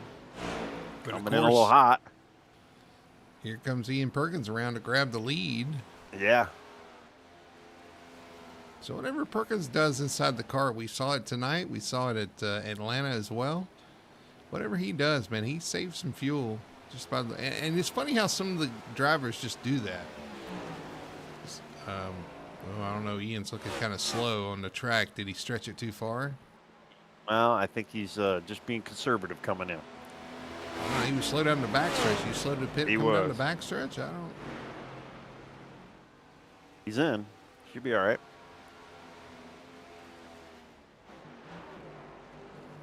Burton finishes up his stop. Cortez coming to sitting on pit road. Troy Sand could just come on exit right now. Gotta watch for that bump. Most of them avoid it. It's kind of down there below that line on exit. If you get too low, you'll hit it. Yeah. Nope, Abigail is talking about wood over there. She's talking about dogwood and mahogany and teak wood candles. I like teak. Teak is fun. Abigail, I think you just made a friend. Well, I made a teak dashboard for my convertible. I used to have. But you also made a friend of a car out of concrete, so Well, you know, I like all kinds of mediums around here. Sure. Yep, I have the front end of a car hanging on my wall. well, part of it. Well, it's just the front end of it. All right, that Teasley back up front over Travis Burton. We were looking at CJ Gates. Gates is actually falling behind Burton. Even with those laps on fresher tires, he's still come up behind Travis Burton. He's got Matt Davies several car lengths back. Matt Reddick up in 5th. Ackridge currently in 6th, but he's slow on the backstretch. Ooh, who is that had to take? Ian Perkins almost in the back. Yeah, wow. Of Ackridge. Almost an accident there as the 11 is extremely slow. I think he's trying to stretch the fuel. I think so. I almost think he was trying to get down there too, and there was just too much traffic. He couldn't do it. It looks like he still has fuel though. Maybe David can enlighten us. Is he saving out there? He is. He's extremely slow on the track here. He's staying low though, and the pit road has just closed. So if he does got a pit now, it's going to kind of hurt him. Maybe he's got enough in the tank there. Maybe that's been the strategy this whole time. Trying to stay out for stage points. Currently in 9th. Someone got to do 2 more laps? He is really off. I mean, he's only doing 100. Yeah, he's doing 115 right now. He looks like He's some of slowly picking it up. He looks like some of those off-pace ARCA cars that are out there in the He race. sure They does, go a yeah. lap down, 2 laps into the race. Yeah, he Might is go a lap down though if he keeps his pace up. He's in trouble. I mean, he's trying to stay on the lead lap so he can at least gain that lap back. But if he gets down, There he he's going to goes. be in He's trouble. coming in now. He is, but again, the pit road is going to be closed, I believe. That teaser, though, coming through 3 and 4 for the final time, is going to pick up stage win number 2 over Travis Burton. Burton was closing that gap a little bit there at the end, but that Teasley going to hang on for the stage win. Just waiting for 10th place right now. Michael Childs in 10th. Troy Sand coming fast though on the inside. Who's just going to be a battle for the last spot here? It's going to be Troy Sand taking over that 10th spot as the caution flies for the stage. Yeah. Well, at least no shenanigans this time around. Looks like it's going to be a normal stage, normal procedure around here. I was watching chat. They keep talking about woodworking here. Now you got him distracted. Yeah, Cherry Mahogany Library, KBG does. he just did one. And then African cherry wood is beautiful. It is. Incredibly expensive, but yeah. I made a tree for a library, a tree bookcase. Well, there's your stage finishing order there. Thad Teasley with the win. Sweeps the stages. Travis Burton in second. CJ Gates, Matt Davies, Matt Ruddick, your top five. Ian Perkins with Chris Everett, John Massey, Kyle Cortez.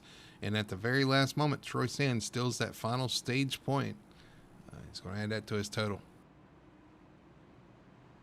Every little bit helps here. Tony, this is only the third caution. We only had one caution for incident there with the 24. Other than that, it's been stage breaks. Really clean racing so far tonight. These guys have done a really good job. Well, too, and if you think about it, Braxton did not get stage points. Michael Lexich did not get stage points. I don't think on either stage. Well, Alexa did get it the first time around, but I mean, these are all points that these guys, everybody behind right now, are going to slowly kind of creep up on these guys here for the overall points lead here. Well, that's true too. Again, it's an enduro race, so I mean, yeah, these guys they just gotta stay focused, get what they could get when they could get them. We'll see who gains and loses here on this pit stop. Now you're going to see the guys take tires once again here. Did I see the 13 take only 2, or did he take 4? I don't know why that's the one thing with iRacing. You would take 2 tires, so you're still burning a set. You can't come back in and take your left sides.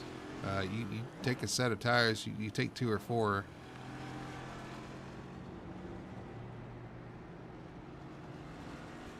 Well, and I think too. I mean, we see a couple of guys actually stayed out as well around. I think Alexis stayed out. A couple of guys. I think they took their tires there on the pit stop, the green flag stop, and they're just kind of let it ride for right now. Yeah, I mean, Zukovsky stayed out there. Zaprina stayed out there. Although Zaprina, I believe, still is he is 1 lap down right now. Yeah, so he's in front of the leader, but still a lap down. So yeah, they're going to take the wave around, get 1 lap down, and then hopefully battle for the lucky dog.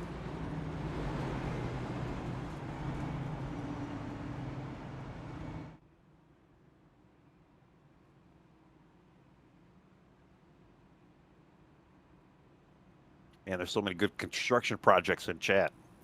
I'm gonna have to.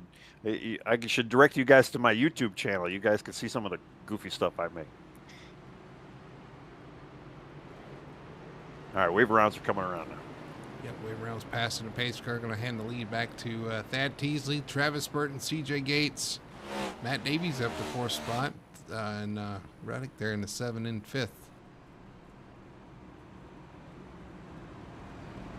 But I'll tell you, what can we say about the 13 tonight? I mean, he has been dominating this race. He gets out in front. He does not look back. He extends his lead the longer the run goes. I mean, he's just, I mean, Ian's the train guy, but Thad is on rails tonight. That was a good one. I like that. Do you like that? Ian may be the train guy, but that 13, that's right. He's on rails.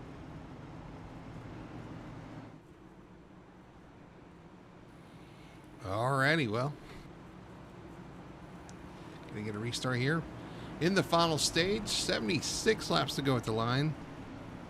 And still another pit stop if we stay green. Gonna fall in here somewhere, but they can't run as, I guess they can run as long as they did, but there's longer to go here in this stage. We'll see when they decide to pit. As the pace car peels off, we get ready to start the final stage here at Charlotte. They're into the restart zone. Thad Teasley leading them down. Green flag flies. We're off and racing. And the 138 special gets another huge leap there. And, yeah, I don't know. I don't know if there's going to be any looking back here. 42 clears that battle for second. Now the battle for third between Travis Burton and Matt Davies. Side by side. A little contact. Yeah. Matt Davies gets into the side there of Burton just a little bit. Well, you said, too, how CJ's pretty good on the short run. And, yeah, you can see he's trying to get up there, especially with Travis, too. Let's see if these guys can maybe kind of close in on him earlier and maybe try to battle this lead early on here. Dirty that air up a little bit for your leader. See if you can yeah. hang it out there Yeah, I mean, Thad really has not had any dirty air at all. I mean, I'm just curious if he does get kind of stuck behind the pack, which we've seen it happens to some guys out there. How bad is that going to affect his race? I mean, right now he's not, he's not thinking about it, but if they can get him in some dirty air, maybe that might change things for everybody else. What's our lead battle here? The 42 trying to inch in on their lead. Actually, the 45 of Burton starting to inch in on him.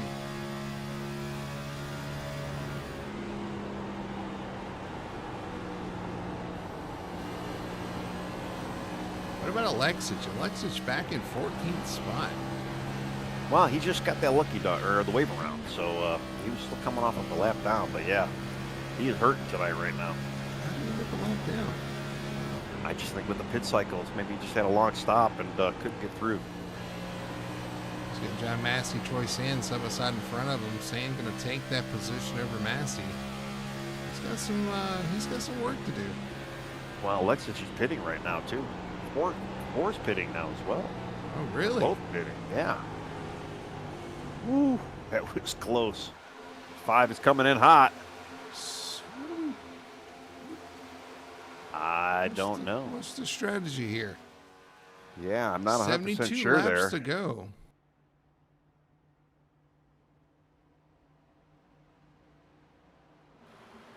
Huh. Interesting. Keep an eye on that. I mean, as we were just talking about him, he gets on the radio and said he's pitting, and there they are. They're pitting. It was scheduled. I didn't see any black flags or anything either, so I don't know. I do see a black flag for Ackridge. Yes, I do see that. He had one cleared, though. No, yeah, I guess it got cleared.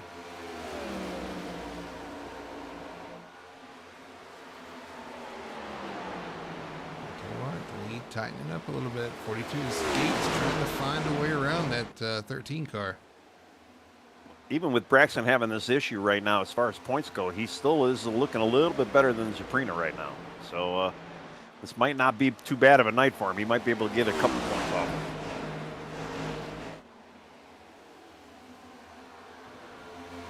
Lexington points leader. Ackridge's trying to run him down. Both those guys not having the night they wanted.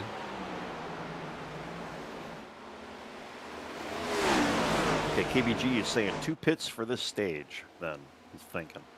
Maybe. I think he probably could have got it done in 1. I don't know if he even have the tire for that, though.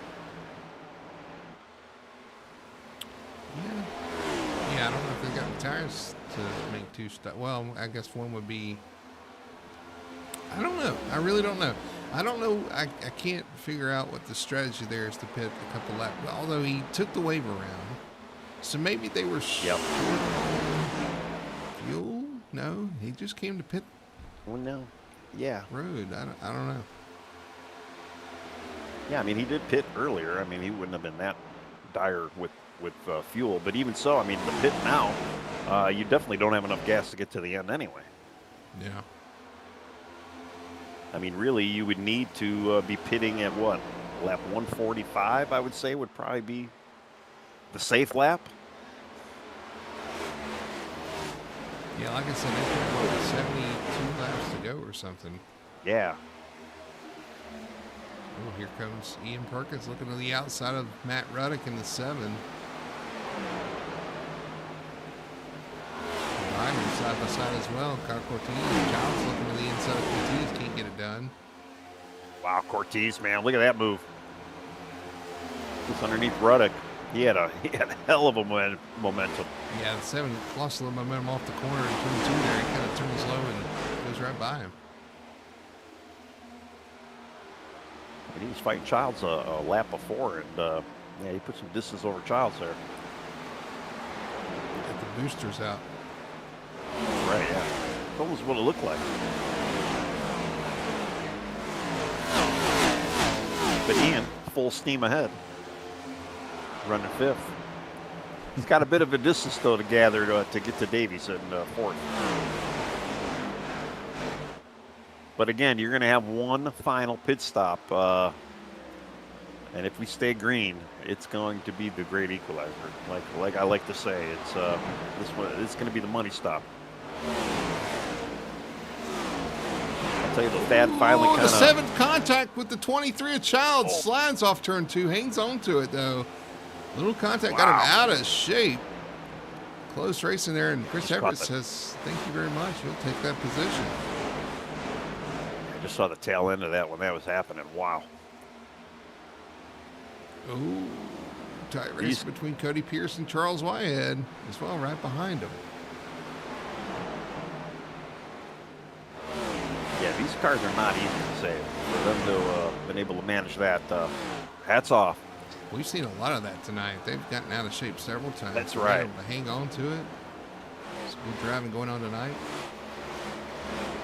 Well, there's supposedly a trick to saving the car. You know, the gas brake combo that I've heard so much about. Although we don't drive this car, so we don't. You know, I can't really. I don't know if that theory's true or not. Well, but you can see smoke off the tires. You basically have to lock it up, lock it right. Just driving out of these issues. Oh, you see the 99 of Everett. Wiggle coming off the corner. Back there behind them, they're still battling for position. Whitehead, Sand. Ooh, Cody Pierce on the apron. Oh, he's going to pit road. No, oh, wow. No. I don't know what happened to the 9 there. He was just apologizing. Yeah, I think he just got a little out of shape there. Oh yeah, he dipped down into the apron. I don't think that was a scheduled dip down as well. Yeah, I thought he was coming to pit road. Then I realized he was a little too fast to make that happen. Well, either that or maybe he thought he was going to pit road and then he realized he was too fast. I think the car thought he was going to pit road. I don't think the driver wanted to. Oh, he's got the self-driving feature. Oh, goodness. Back up front, CJ Gates has fallen off a little bit from their lead, Thad Teasley. Travis Burton's still right there with him. And what have we got, 61 laps to go? Well, this would be, this would kind of put us in that pit window, wouldn't it? No, it's 50. Yeah, I think it's 51, so about 10 more laps. Oh, it's 51. Okay, yeah, that's right. 51, not 61. And about 10 more laps, and we'll see who decides to pit early, pit late, look for a caution, which we haven't seen the yellow that much, so. No. Right now, as a driver, you feel pretty confident about making a green flag stop because there's not been many cautions. Right. Well, you're confident, but then you're also worried as well. You just, you want to make sure that this one, again, there's not going to be many chances afterwards. I'll tell you, man, Teasley, though, just having just an awesome night tonight. Just out there, he gets out front, he starts putting the lead. Takes him a little while to kind of get that car wound up, and I don't know if it's the fall off of some of the competitors or just the fact that he just got this thing just dialed in tonight. He has led, how many laps already? 118 laps. Yeah. Dominating performance. Yeah. Travis Burton, though, still with the quickest lap overall of the whole night. So, although Thad has been about a tenth slower than Travis on his quickest lap. But still, I mean, he's just been out there just running the gambit on these guys tonight. Ian Perkins, right behind Matt Davies. He's found a new wingman. He has. It was the 5 of Alexis. Now he's just riding with the 32 of Davies.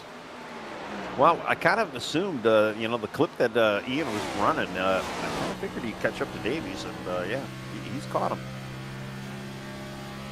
And actually, Davies is telling him, too, if you got to run, he might let him have it. Looking to the inside. Oh, so close there. He's like, go by me, not through me. Come on. That's right. And they're almost saying exactly the same thing out over the chat right now. I know as a driver, that's what I'll be thinking too. I just told you go by me if you want to. Just, don't wreck me.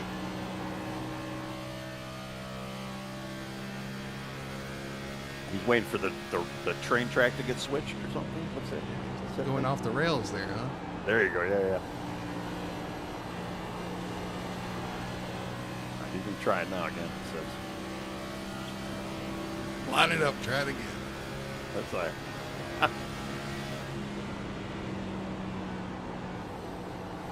Well, again, I mean, yeah, there's still going to be pit stops to be had. He's using that top side one or two. I like that lane. I like that run. I always liked using that. As a matter of fact, it's like David's going to give him the top. Yeah. He said that's safer. If you can go to the top, that's safer for me. Well, I think Ian had actually asked for the top line as well. Yeah. He does make that pass. Get it done. Good communication between the two, and working together. Yeah, I do like that top lane at 1 and 2 there. You can gain a lot of speed, a lot of time through there if you can get that right. You just got to watch that wall off turn 2 will catch you if you're not careful.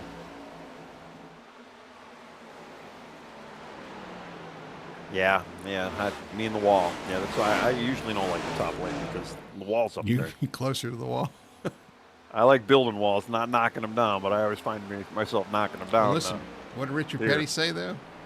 He runs the high side. He likes to run the high side so that if something goes wrong, he doesn't have as far to go to the wall.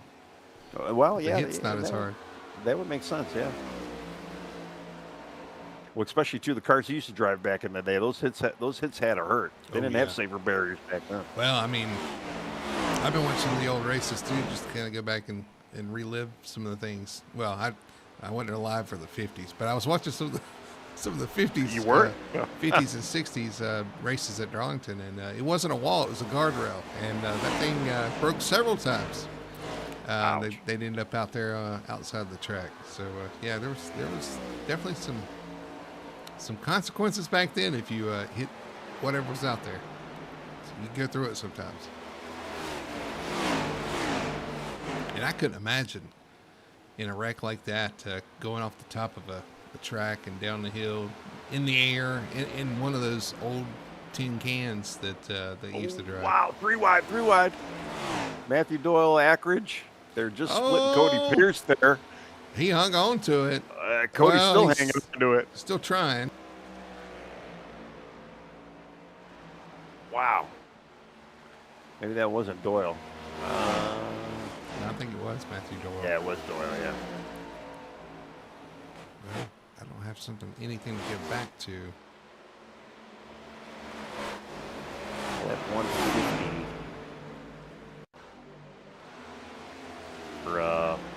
For Cody Pierce, if you want to check that one back out. Well, 149 coming out of 4 there.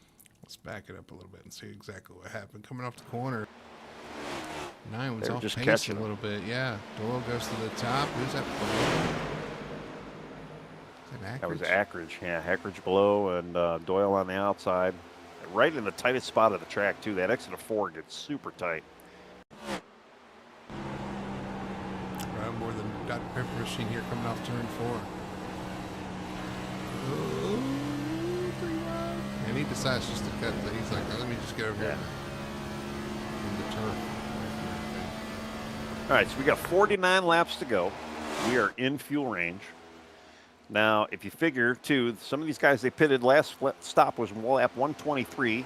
We do the math on that. That is, 77 laps. So if you split 77 and a half, I know it's a lot of math, especially for me. That's, 38 and a half laps. So 38 minus 200. Maybe another 10 laps if you guys want to split the stage here. They can ride around here. That was an awful lot of numbers, but they got 20 laps of fuel left estimated. Okay. So, and I'm saying, though, but if they wanted to split the last stage in half, you don't think anybody's going to be running long here because, obviously this should be the last stop. So I'd assume maybe another 10 laps we're going to start seeing these guys come in here. Last stop, 122. It leaves what? What did you say? That left 77 or 78. Yeah. Half of 78 is 36. No, 78. No, that's I can't even do the math right now. 79, 39. That don't sound right. Well, might be. You said 39? 39. Half of 78. All right, if so it was fractions, about 7 I'd more be all laps over this. would be halfway. Let's just say it that way. 7 more laps would be halfway in the run, right? Yeah. And I was saying about 10 laps, about 3 laps.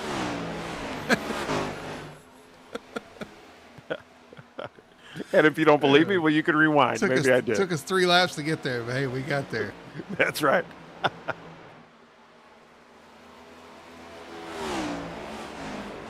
All right. Troy Sand is in. He is. Gonna hit pit road. I was gonna say CJ Gates is kind of closed back up on our leader. Somebody else is in as well. Cody Pierce. Cody Pierce, yeah. Okay, Matthew Doyle's coming in this time around. Some are saying it, some are not. So we're just trying to call them as they go here. Yeah, so they're coming in with Doyle. Brackage. Oh, Doyle spinning coming to pit road. Oh, no. Gets it stopped against the wall. He's on the apron, though. No caution yet. He's going to get it started, get it refired, and get it rolling around here. Going to lose a lot of time, though. Yeah, Braxton went right around him.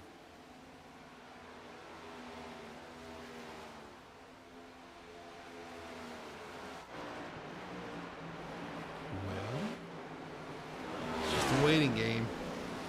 It is, yeah. It's pretty calm out there. I mean, yeah, there's really nobody battling everybody right now. I think everybody's probably just going through the F1 keys, making sure they're getting their car set. All right, CJ Gates is coming in. Well, Kyle Cortez also said he's coming in. CJ was right in front of, I think it was Matthew Doyle, or I don't know who that was. It was right in front of another car there. Kind of a close moment there, but they make it work. Yeah, there's Cortez, Gates on pit road. Travis Burt. I think Travis said he's pitting. Good luck, everyone. Pretty sure that's what he said. I pit now. Good luck, everyone. That's right, yeah. Oh, he missed it. Perkins coming to pit road. Yeah, I was going to say Perkins is in. Childs comes to pit road behind him.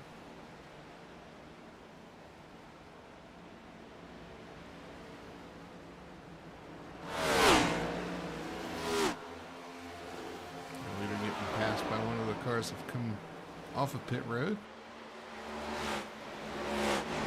Tell you what, as a leader too, when you start getting passed by cars that were laps down, a little faster, yeah, you get a little nervous. Not necessarily what they're doing around you, but you see the speed they got, and you're like, man, I'm giving up this much time out here. Well, you're looking forward to, and then you kind of gotta keep your eye on the mirror just in case somebody with some of those fresh tires are coming back. Okay. Thad's coming in. Chris Everett probably's already in. Yeah, Everett on pit road. Here comes Thad Teasley around. Although the 33 is right there coming to pit road as well in front of him. Going to have some traffic here on pit road. Yeah, wow. There's a lot of pitters right there. Davies coming to pit road. It's Reddick coming to pit road. Everybody coming to the pit road on the same lap. And this is close to, what did we say? This was halfway, wasn't it? Yeah. So there you go. They're splitting it right in half. Some of them. Yep. Some guys came in a little earlier. Again, though, too, yeah, I mean, Thad had a 1.8 gap over second when this lead, when he kind of came in here. So we're going to have to see how he's going to cycle back around. You know, guys like Ian Perkins, some of the guys that did pit a little bit sooner. Just trying to think, CJ Gates as well. Some of these guys that were up there in the top 5. We got to go 3 wide through turn 4. It's close between the 44 wide head. One of the guys staying out there, those guys on faster tires coming around him. Yeah. This is when things could go wrong. And you could see a caution. Right now, 3 cars have yet to pit. Travis Burton, John Massey, and Charles Whitehead. And they don't have extra tires. I would imagine these guys they're spent on their tires. That is also something interesting. If you run along here, catch a caution, you're going to have new tires.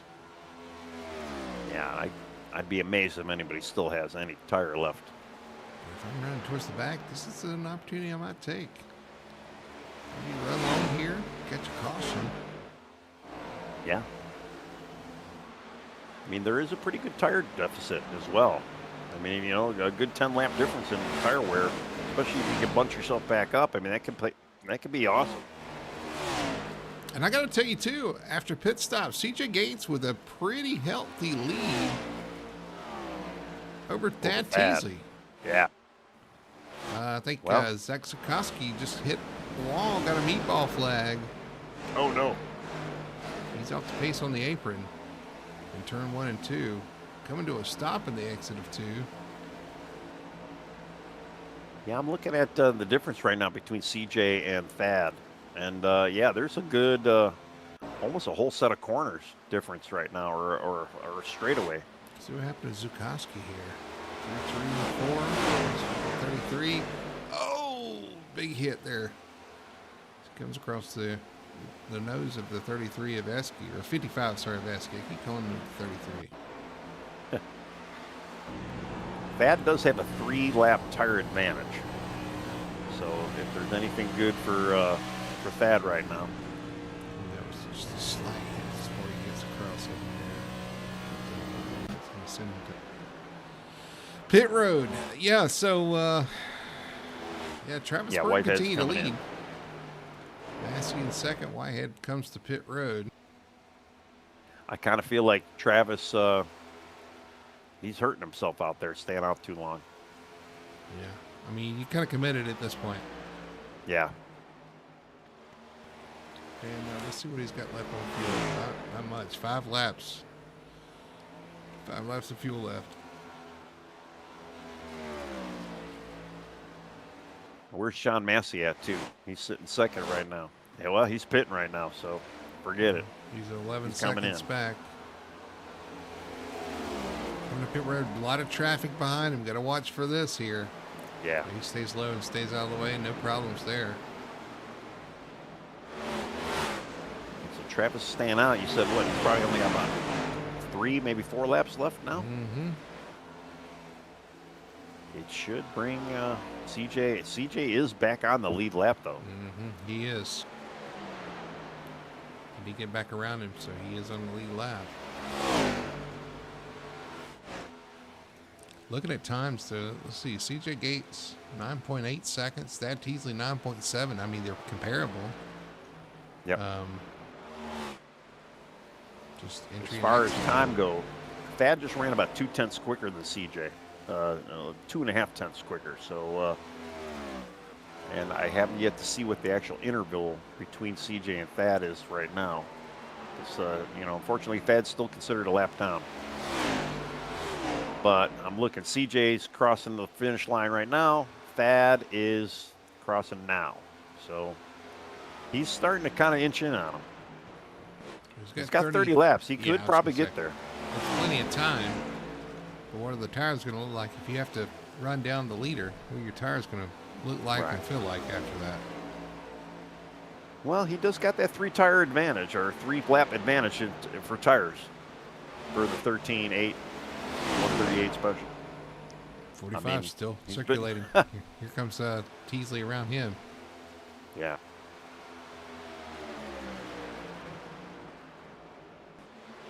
I mean, Thad actually, he does have a good long-run car as well. So, I expect him maybe to put up that fight towards the end of this. It's really going to come down to lap traffic, too. And unfortunately, CJ's going to kind of hit that first. All right, you want the gap? 3.1. 3.1 seconds between second and third. CJ Gates and Thad Teasley. And the last lap. Burton on pit road. Okay, so yeah, Travis did finally get in. That was a 0.2 quicker for Thad last lap. 0.2 times 30 laps. You look 6 seconds. He's got plenty of time. If he maintains that. Well, again, it really depends on lap traffic. When you're hitting lap traffic, is lap traffic going to be cooperative? Right now, CJ's not really showing anybody really in front of him, so he's got some decent clean air as well.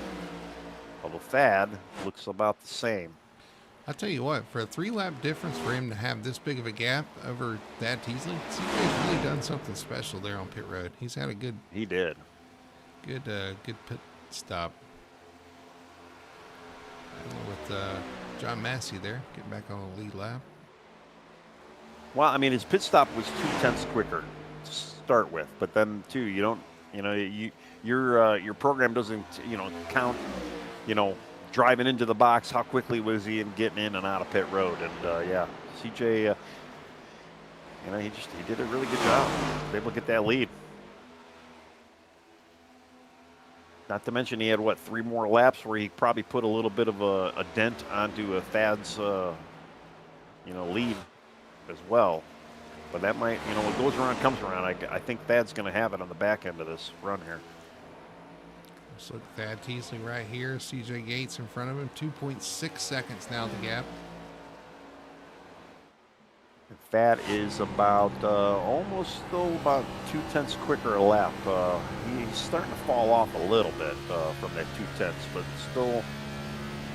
still around that area. I'll tell you, looking at third place too, Davies. I mean, what a run he's been having tonight too.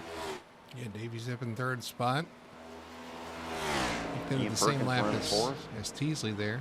Yeah, Perkins had a solid run so far tonight. These guys are all spaced off from each other. I mean, there's really no competition with their top 5 right now. But yeah, they've been holding their own pretty good out there. Davies the only one of our top 5 that haven't led a lap so far, but he's been strong up in the top 5 all night. Started there, has run there. Burton in 5th spot. Now he's going to have some fresher tires here. He's got 11 seconds to a leader to make up, but he's going to have some.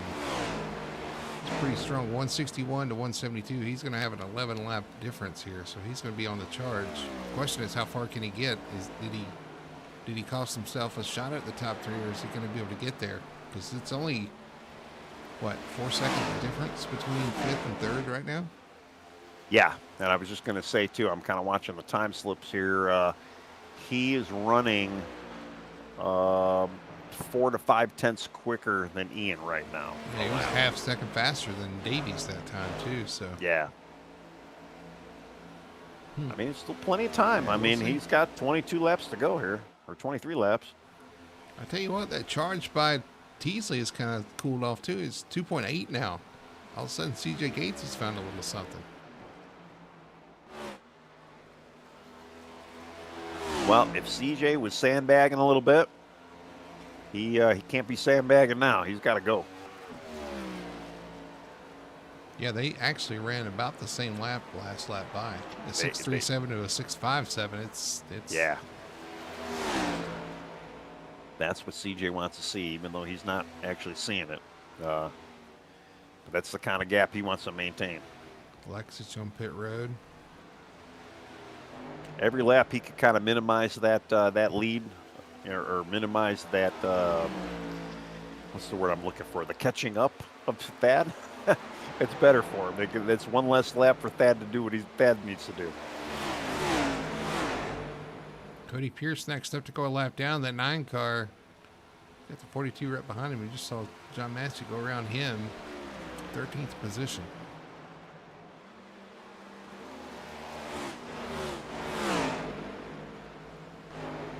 All right, so we got a couple new chatters in there. We got Nicholas Schaefer. He's rooting on Davies right now, 32.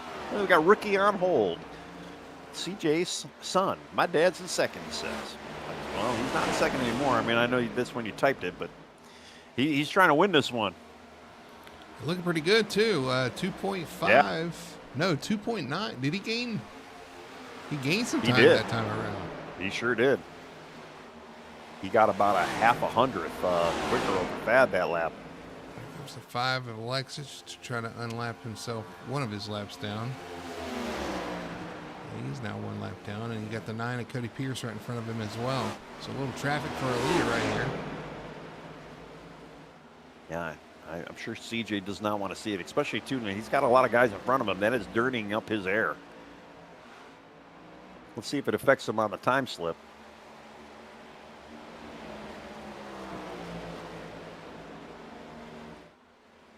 Last lap, Thad did have about a 10th on him.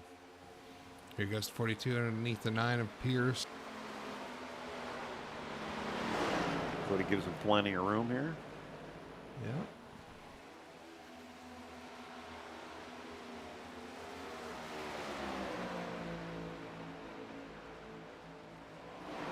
Tell you what, it's really been a really good race for everybody involved. To be honest with you, I know some of the guys have had some bad luck, but other than the issue with Landon hitting that bump down there coming out of pit road, it's been clean. Otherwise, the only other cautions are cautions for stages.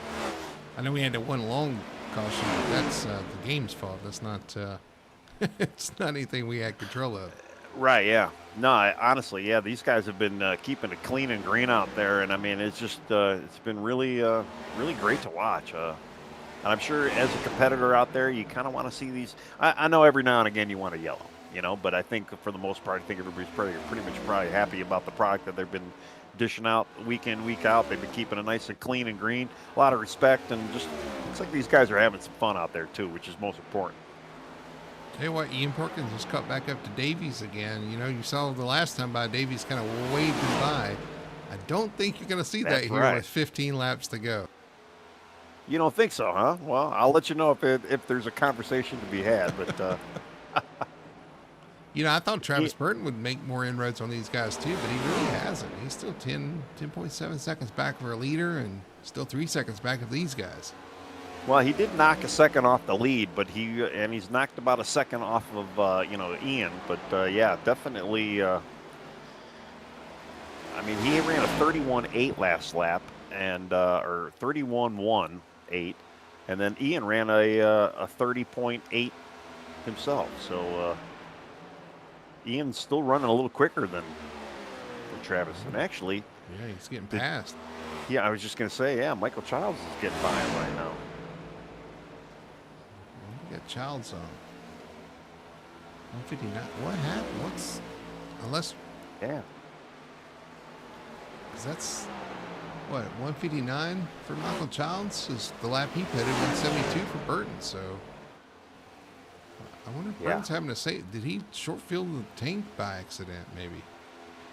Oh, yeah, that might be possible. I mean, I'm looking too. I mean, I know he took 4, but yeah, I don't. That is very odd. Let's listen and see if he's shifting here. Come tell us.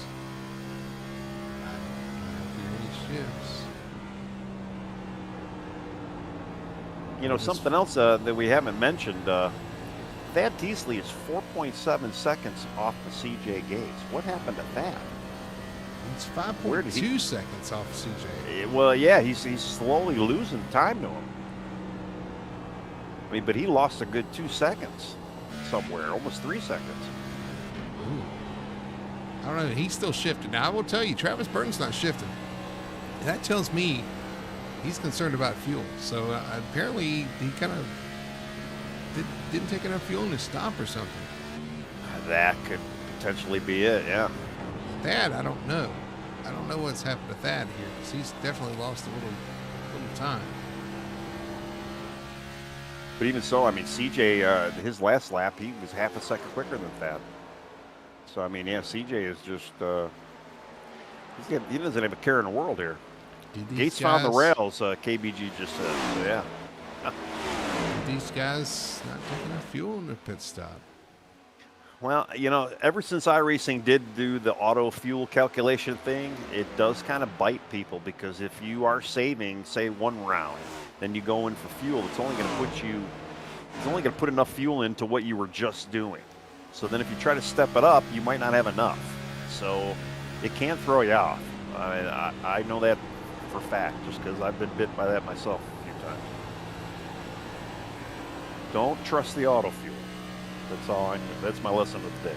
Watching this battle for 30 in Perkins. Oh, we got a caution. Ruddock with issues in turn 3. Caution is out. Boy, things just got interesting. Well, yeah. The most interesting thing is who's going to pit, who actually has a set of tires. So what happened to the 7 of Ruddock? Oh, he was racing with, who is that? Is that Landon Rainey? He was. And I'm showing Ruddock, he's out already. Yeah, Ruddock got a meatball flag. He hit the wall a ton. Big time. Not sure we're still there. I mean, just that's huge. A huge hit for the 7. Yeah. Wow. All right. Well, let's see who pits, who stays out. What do you do here? Some of the guys short on fuel. This is a godsend for them. Well, yeah, it is. CJ's in. Gates. Yeah, it looks like all our leaders Beasley, are in. Davies, Perkins. Do they actually have an extra set of tires?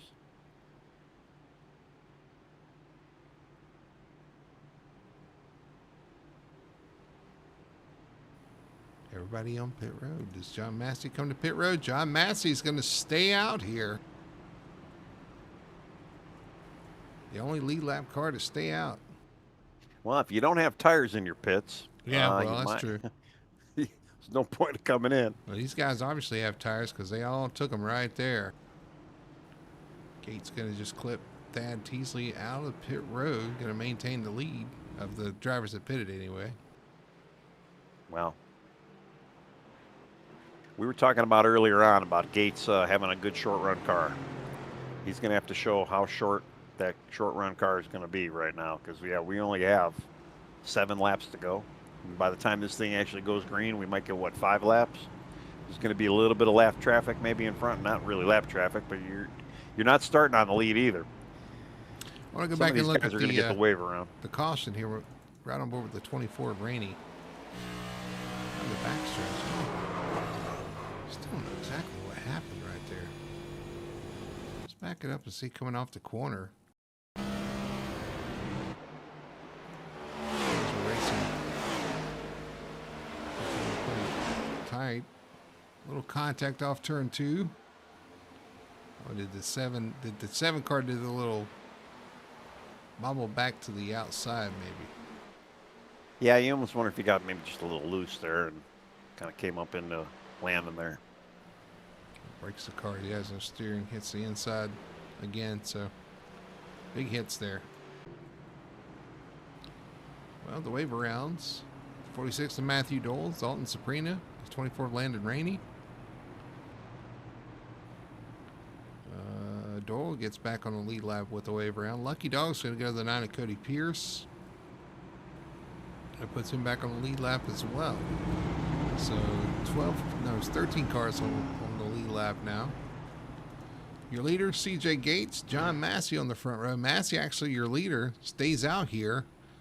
We're guessing that he doesn't have a set of tires in the pits, so this was his only play. But great play for strategy. I mean, for track position as well. We're going to have 5 laps to go when we take the green.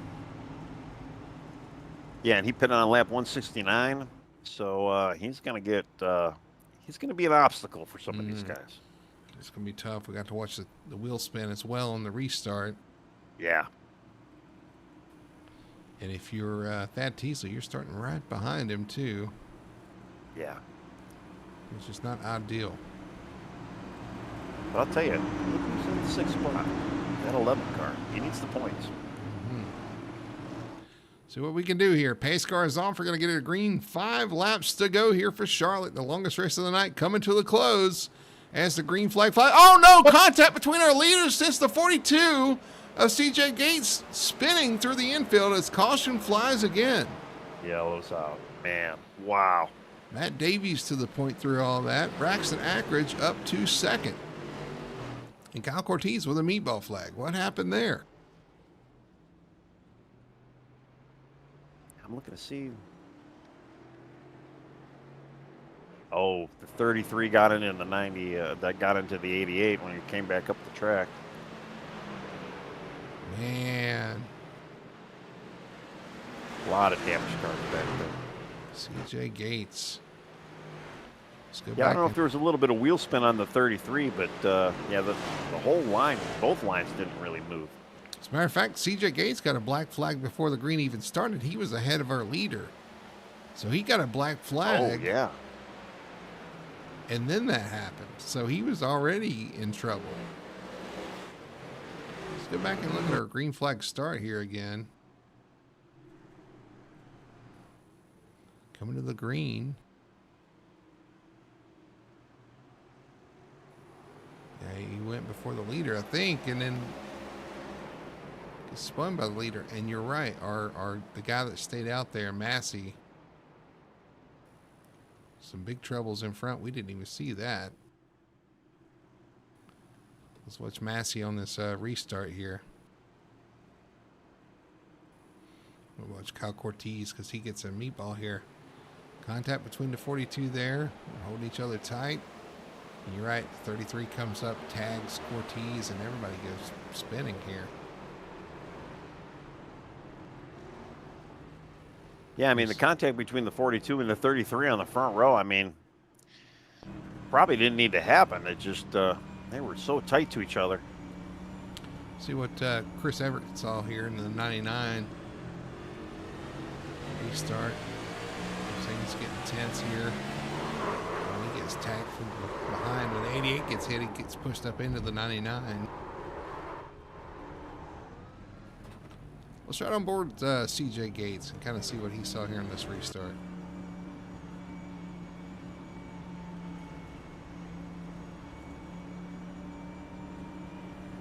He tries to time that roll up and unfortunately gets ahead of the leader before the green flies. Yeah. Yeah, there's a little chatter going on right now, and that's what it appears to happen. Yeah, he kind of mistimed it. Yeah.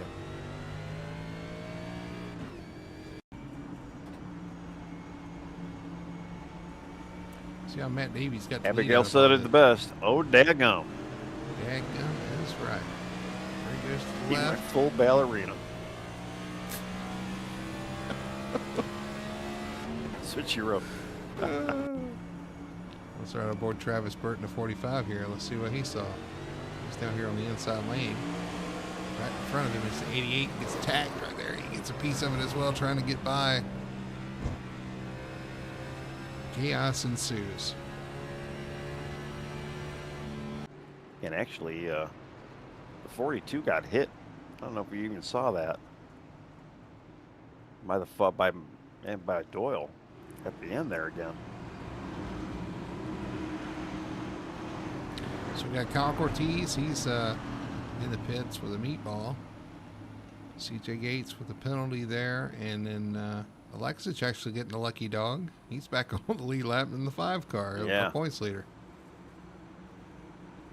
We got Davies and Ackridge on the front row. I mean, where did the 11 come from? Yeah. How much damage he's got? Did he get it all fixed? I'd imagine by now you'd have to have it all fixed, right? You got Thad Teasley in 3rd. Ian Perkins there in 4th. Ian's been in contention all night here. Michael Childs now sneaking up into 5th spot. Troy Sand right there with him. You don't have to use all your seat, but definitely I recommend the edge of it. Must be that video. All right. Oh, yeah, that video. Pace car peeling off, getting ready for a restart. It's going to be a green-white checkered shootout for the end here. Green flag flies. Do they get it right this time? Looks like, oh, no, we don't. Wow. Ian Perkins, I think, was the one that was sideways there as the caution flies. He was. I don't know if And he he got just- help or if he just spun his No. tires. He just spun his tires. Oh, man. That went off the rails for sure for Ian there. Wow. Let's go back and look at this start. We'll focus on the 95 here. Perkins coming down to the green flag. Still some contact between our leaders there coming to the green. Watching Perkins back here in second car line on the outside. Just spins tires, goes to the right. And it's on from there. The 55 getting teamed up on there. Yeah, fortunately, Troy had nowhere to go. Troy kind of gets into him. Oh, that is Troy. Sorry, not in the 55. Yeah. Well, the 33 of Massey gets into Troy after that, and just more torn up race cars there. It's right on board of the 33 of Massey here. So, right on board with the 48 of Sand. He was right behind him. And just to remind everybody, this is our second of 3 green-white checkers. So they will have another attempt if they cannot get this thing going. I'm curious to know. I mean, I know a lot of these guys did pit. Did they put enough gas in the car? That's a good question. If they were close on the green flag, you know what happened? The 95 had to check up at the front. He kind of ran up on the back of the cars up front and then stabbed the gas, and unfortunately the tires were just not going to have it. Yeah. Oh, I mean, wow, just crazy. What about Alexis? We're on board with the 5 back here. He just got his lap back on the lead lap, coming to the green.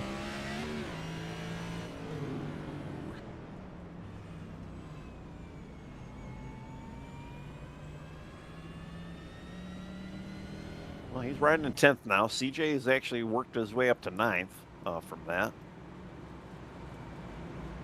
I don't know if CJ still has a black flag that has to be cleared, or he might still have to dive into pit road.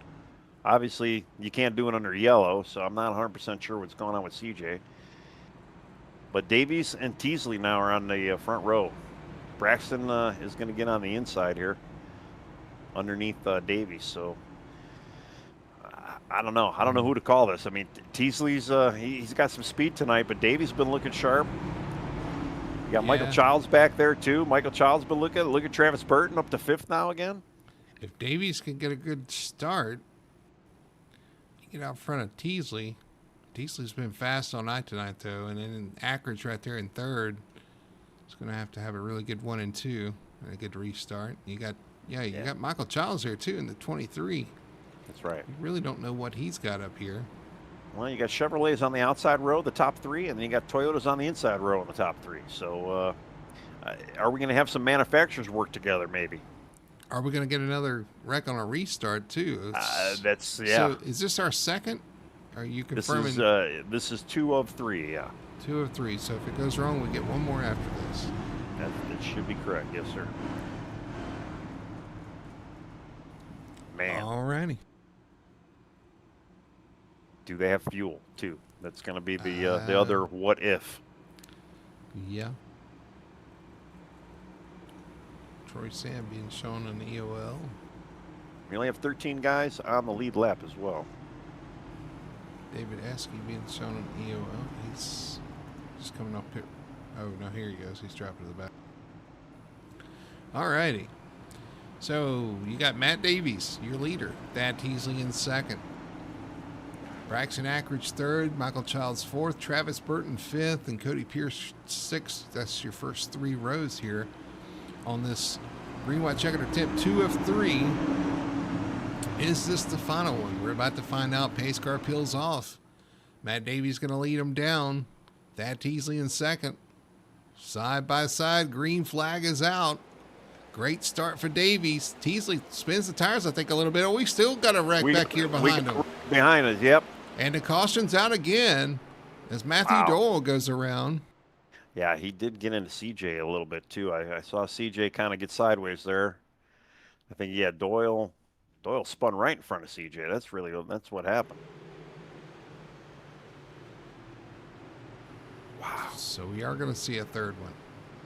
Yep, this is it. Let's go back and look at this. What happened here? CJ Gates sees it. It's right in front of him. I'll tell you, our leaders, they're holding each other really tight, especially the last couple of restarts here. They, a little separation. You got to keep them separated, just a little bit. Might help a little bit as well. There's a little contact between Gates and Doyle. Yeah. And I think sent Doyle. Well, Doyle got loose. Something happened on his start there. Looked like he just spun him. Couldn't get hooked up. I mean, I'll tell you too, with the sequential transmission on this car, it's for me, and it might not happen with everybody else, but when you click it into gear, and if you're not, I have to lift throttle when I shift. If I do not, the car does something weird. I know you can do an auto clutch. I know there's a couple things you can do within iRacing, but I run with the clutch, and it's just back then when I used to drive this car, it would get something funky when you were shifting. So you'd always have to kind of either lift or You just couldn't just kind of bang it into gear and go. It would kind of upset the balance of the car. What is Childs doing here? He's in front of the pace car.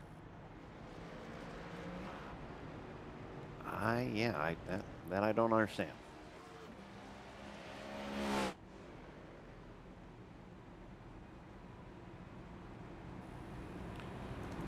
What's going on Oh, here? I think he was saving fuel. He kind of sped up just to kind of roll. I think that's what he said.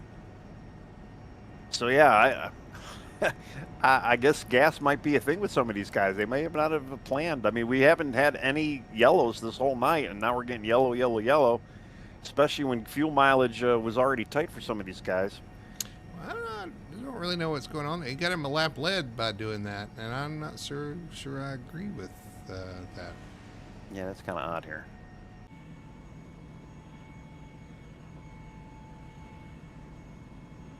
But this is it. I mean, this is going to be the one and only. So after the green, the next flag will end it. Well, I mean, if it's a yellow, it's going to end it.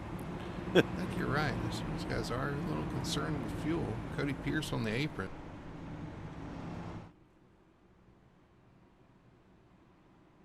Well, I say it week in, week out too. You always got to make sure you got a little bit. There always is that what if for these, green white checkers, and you want to just make sure. I mean, you can't finish the race if you don't have enough gas. Gas is one of the most important things you need out here. Well, they did get the one to go. This will be our final attempt at the green white checkered finish. They win an endurance race and then some, because we're at lap 207 right now. Yeah, we're going to run 209 laps. So to make it just a little bit longer of a night for these guys.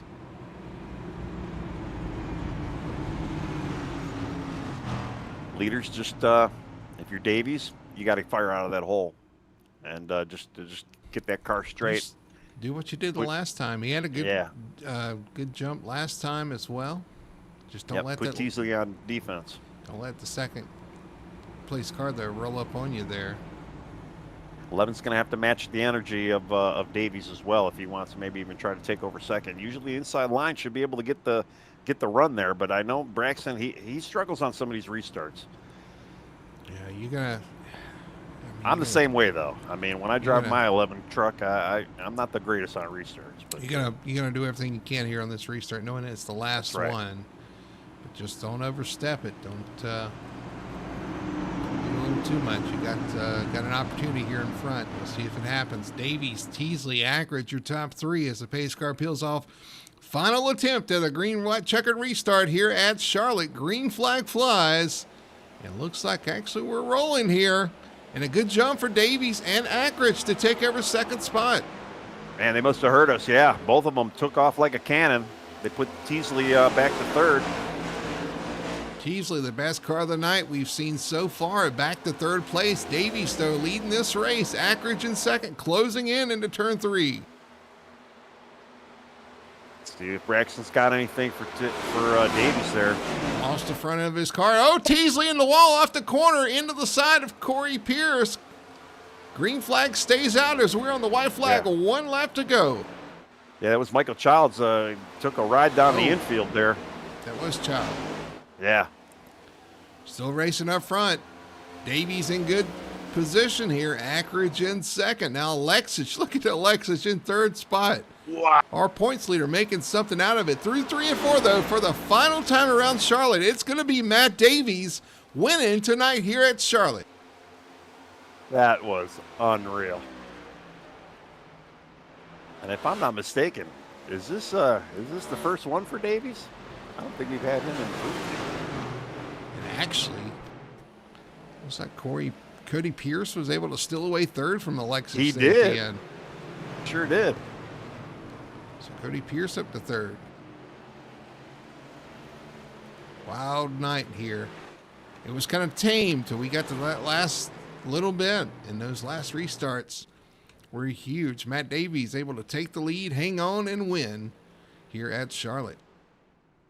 Cody made that pass for third right in turn 4, and he got Alexis there by about 3 car lengths too at the end. CJ didn't do a bad job rebounding. He came back 5th. As Davies celebrates here on the front stretch. Let's go back and look at that finish back there for third, if we can.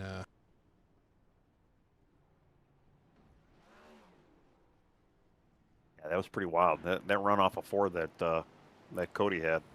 Cody Pierce trying to look around the 5. 5 maybe got a little loose or a little tight. Here comes Cody inside to take that spot and beat him to the line there. Great last lap pass there for Cody Pierce. Close racing for Travis Burton back there with Ian Perkins as well.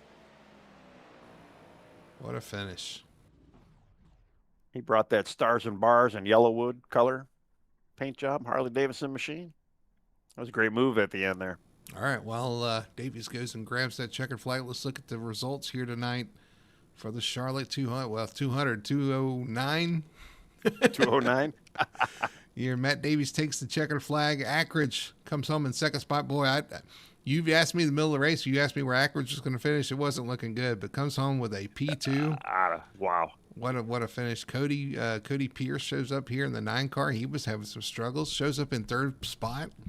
We'll get to talk to him and see what his night was like. The 5 of Alexich in fourth spot. I think he's going to count that one as a win. All the struggles he had tonight as well. Still coming home with a fourth place finish. Only losing 2 points to Ackridge there in the finish. CJ Gates in fifth position. What could have been if those cautions didn't come out? He had issues late in the restarts. Still comes home fifth, but he's going to be disappointed. Travis Burton, strong run tonight as well in sixth position. Ian Perkins rolling along there in seventh position. Eighth spot for the 99 of Chris Everett. Ninth for Troy Sand. 10th position for the 13 of Teasley. Man, the dominant car tonight. Had that issue off turn 4, just pushing it a little too hard into the wall. Through the infield, comes home with a 10th place, but it's not where he ran most of the night. You got Charles Whitehead finishes in 11th, gets a late lucky dog, finishes in 11th position. Missio Flores showing in 12th, 13th spot for the 4 of Zaprina, and 14th for the 33 of John Massey. All right, finishing 15th, we had Landon Rainey. Then Michael Childs rounding out 16th. Matthew Doyle, 17th. David Eski, 18th. Kyle Cortez, 19th. Matt Ruddick, he's 20th. Zach Sikorsky, 21st. Noah Jackson, 22nd. And then Jacob Booth. He wasn't out there. He was there, but not there. But that's a 23rd spot. And man, I don't know if I could have predicted this. I mean, CJ looked like, Thad looked like he was going to win this early on. Then CJ looked like he had this thing sewed up. And then it was yellow. And, you could have threw a number at a dart wall or threw a dart at a number and probably still not have gotten the thing right. Well, crazy race, but fun race. Wow. Yep. Great clean racing there. The restarts got him there at the end. But we do come home with a winner, Matt Davies. We'll get to talk to him. We'll talk to our top 3 on the other side of this commercial break. We'll come back and do that. We'll be right back after this. Racing isn't easy, but experiencing it is. iRacing puts you in the driver's seat with the industry's leading sim racing game. Drive on laser scan replicas of the greatest racing circuits from around the world. Go head-to-head against other drivers chosen by skill-based matchmaking to ensure competitive racing at every level. Compete across all your favorite series. In officially licensed cars, engineered to deliver the most accurate driving experience possible.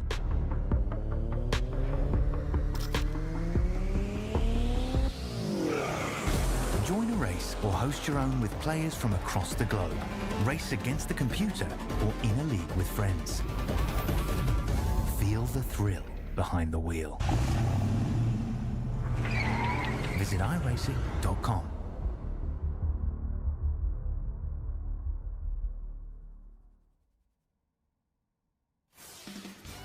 Back here at Charlotte Motor Speedway, finishing up the Apex Racing Cup Series here on Full Throttle Television. The Charlotte 200, or 209, whatever you want to call it, is in the books. And your winner is Matt Davies. We're going to throw it over to our post-race show. We'll talk to our top 3 finishers tonight and see what they have to say about this exciting, eventful race there at the end of the race. Those guys were right in it, too. And Had to survive those restarts. Let's start with our third place finisher, which is going to be Mr. Cody Pierce. If I can find the right channel. He's not it. What? Yeah, I'm not looking at it right. It's my fault. All right, let's bring him up. Let's talk to Cody Pierce. Cody, man, congratulations. Third place finish tonight. Man, it got wild and wacky there at the end. You were able to survive through all that. Man, we watched you go lap down at one point to rebound to a third place, man. Awesome drive there. Awesome job. Tell us about your night. Yeah, long time no talk. It was fun, them long green flags we had, and trying to decide when to pit and when to not pit. And I'm thinking stage one, I pitted and got caught a lap down and had to take the wave around, and then ended up, I think, going into the third stage. I ended up another lap down and stayed fighting with CJ, the leader, trying to be the lucky dog, and things worked out, and I was able to get my lap back being a lucky dog, and I still had a set of tires sitting on the wall. We put them on and came on through. Yeah, hey, you know what? And that worked out at the end. Yeah, it was a little wild at the end, but you're right. I mean, there was a lot of long green flag runs. You had to decide when to take those tires, when to save the tires, when to hold them, when to fold them. That's that's part of the strategy here, and that was a lot of fun to kind of figure out and see what everybody was going to do there. We had some guys taking their tires at the stage break, some of the guys taking tires on their pit stop in the stage, and just kind of flip-flopping there, so it was a lot of fun to kind of follow along. But, man, longest night of the race, longest night of the season, longest race of the season. And it got just a little bit longer and a little crazy there at the end. Yeah, that's kind of wild. Like I said, we ran all them green flag laps, and then I just knew, as they say, cautions bring cautions, and I think we had one driver stay out, did not pit, and we had everybody up front had fresh tires. I was kind of iffy about that call, and I knew something was going to happen, and then we had a wheel spin, and one thing led to another, and I still don't know how. I'll have to go back and watch the replay. Not sure how I made it all the way through, but yep, here we are. It did really, really good drive there at the end. Yeah, just kind of pick your way through it. Listen, somebody's got to finish towards the front. Might as well be you, right? Great drive, great job. Listen, I got to tell you too, we were pointing at your paint scheme that we really liked the paint scheme, man. Kind of an old school style. I think Tony said parchment. He mentioned a parchment paper. I was like, oh my goodness, we're going back. The Constitution. Yeah. But a good looking paint scheme out there, man. Is that something you kind of came up with, or is that what's the inspiration there? We run these special paint schemes at Charlotte, and I couldn't come up with something that really hit. And I found that one and did some tweaks to it, and I still didn't like the way it looked. And then I had some help from some teammates, and they told me to try the chrome. And then when I started putting everything together, it just came together and looked good. I think, we had a bunch of drivers running special paint schemes, and we've got if you go to the website, you can vote on them, and the winner is going to get something in the end. And, it's just been it's something we take serious at Apex, and I enjoy doing it. I'm glad the admins are keeping it going. It's all about the people who serve the country and pay the ultimate sacrifice. And without them, we can't be doing what we're doing today. Very, very well said. I'll throw the website out there, apexraceday.com. You want to visit it. I know Braxton Ackridge, we'll talk to him in a minute, kind of put that together, Tony. So you'll have to ask him about that. But definitely some great looking paint schemes out there. And for a great cause, we talked about what tonight was about, and great looking paint scheme. I'm glad you got up here in the top three, man. We got to see a good look at it there at the end. So congratulations on the third place. Great run for you tonight. I'm going to throw it to you, let you do your shout outs and your sponsor plugs. Yeah, I appreciate the compliments on the paint scheme. That means a lot. Glad y'all got to see it.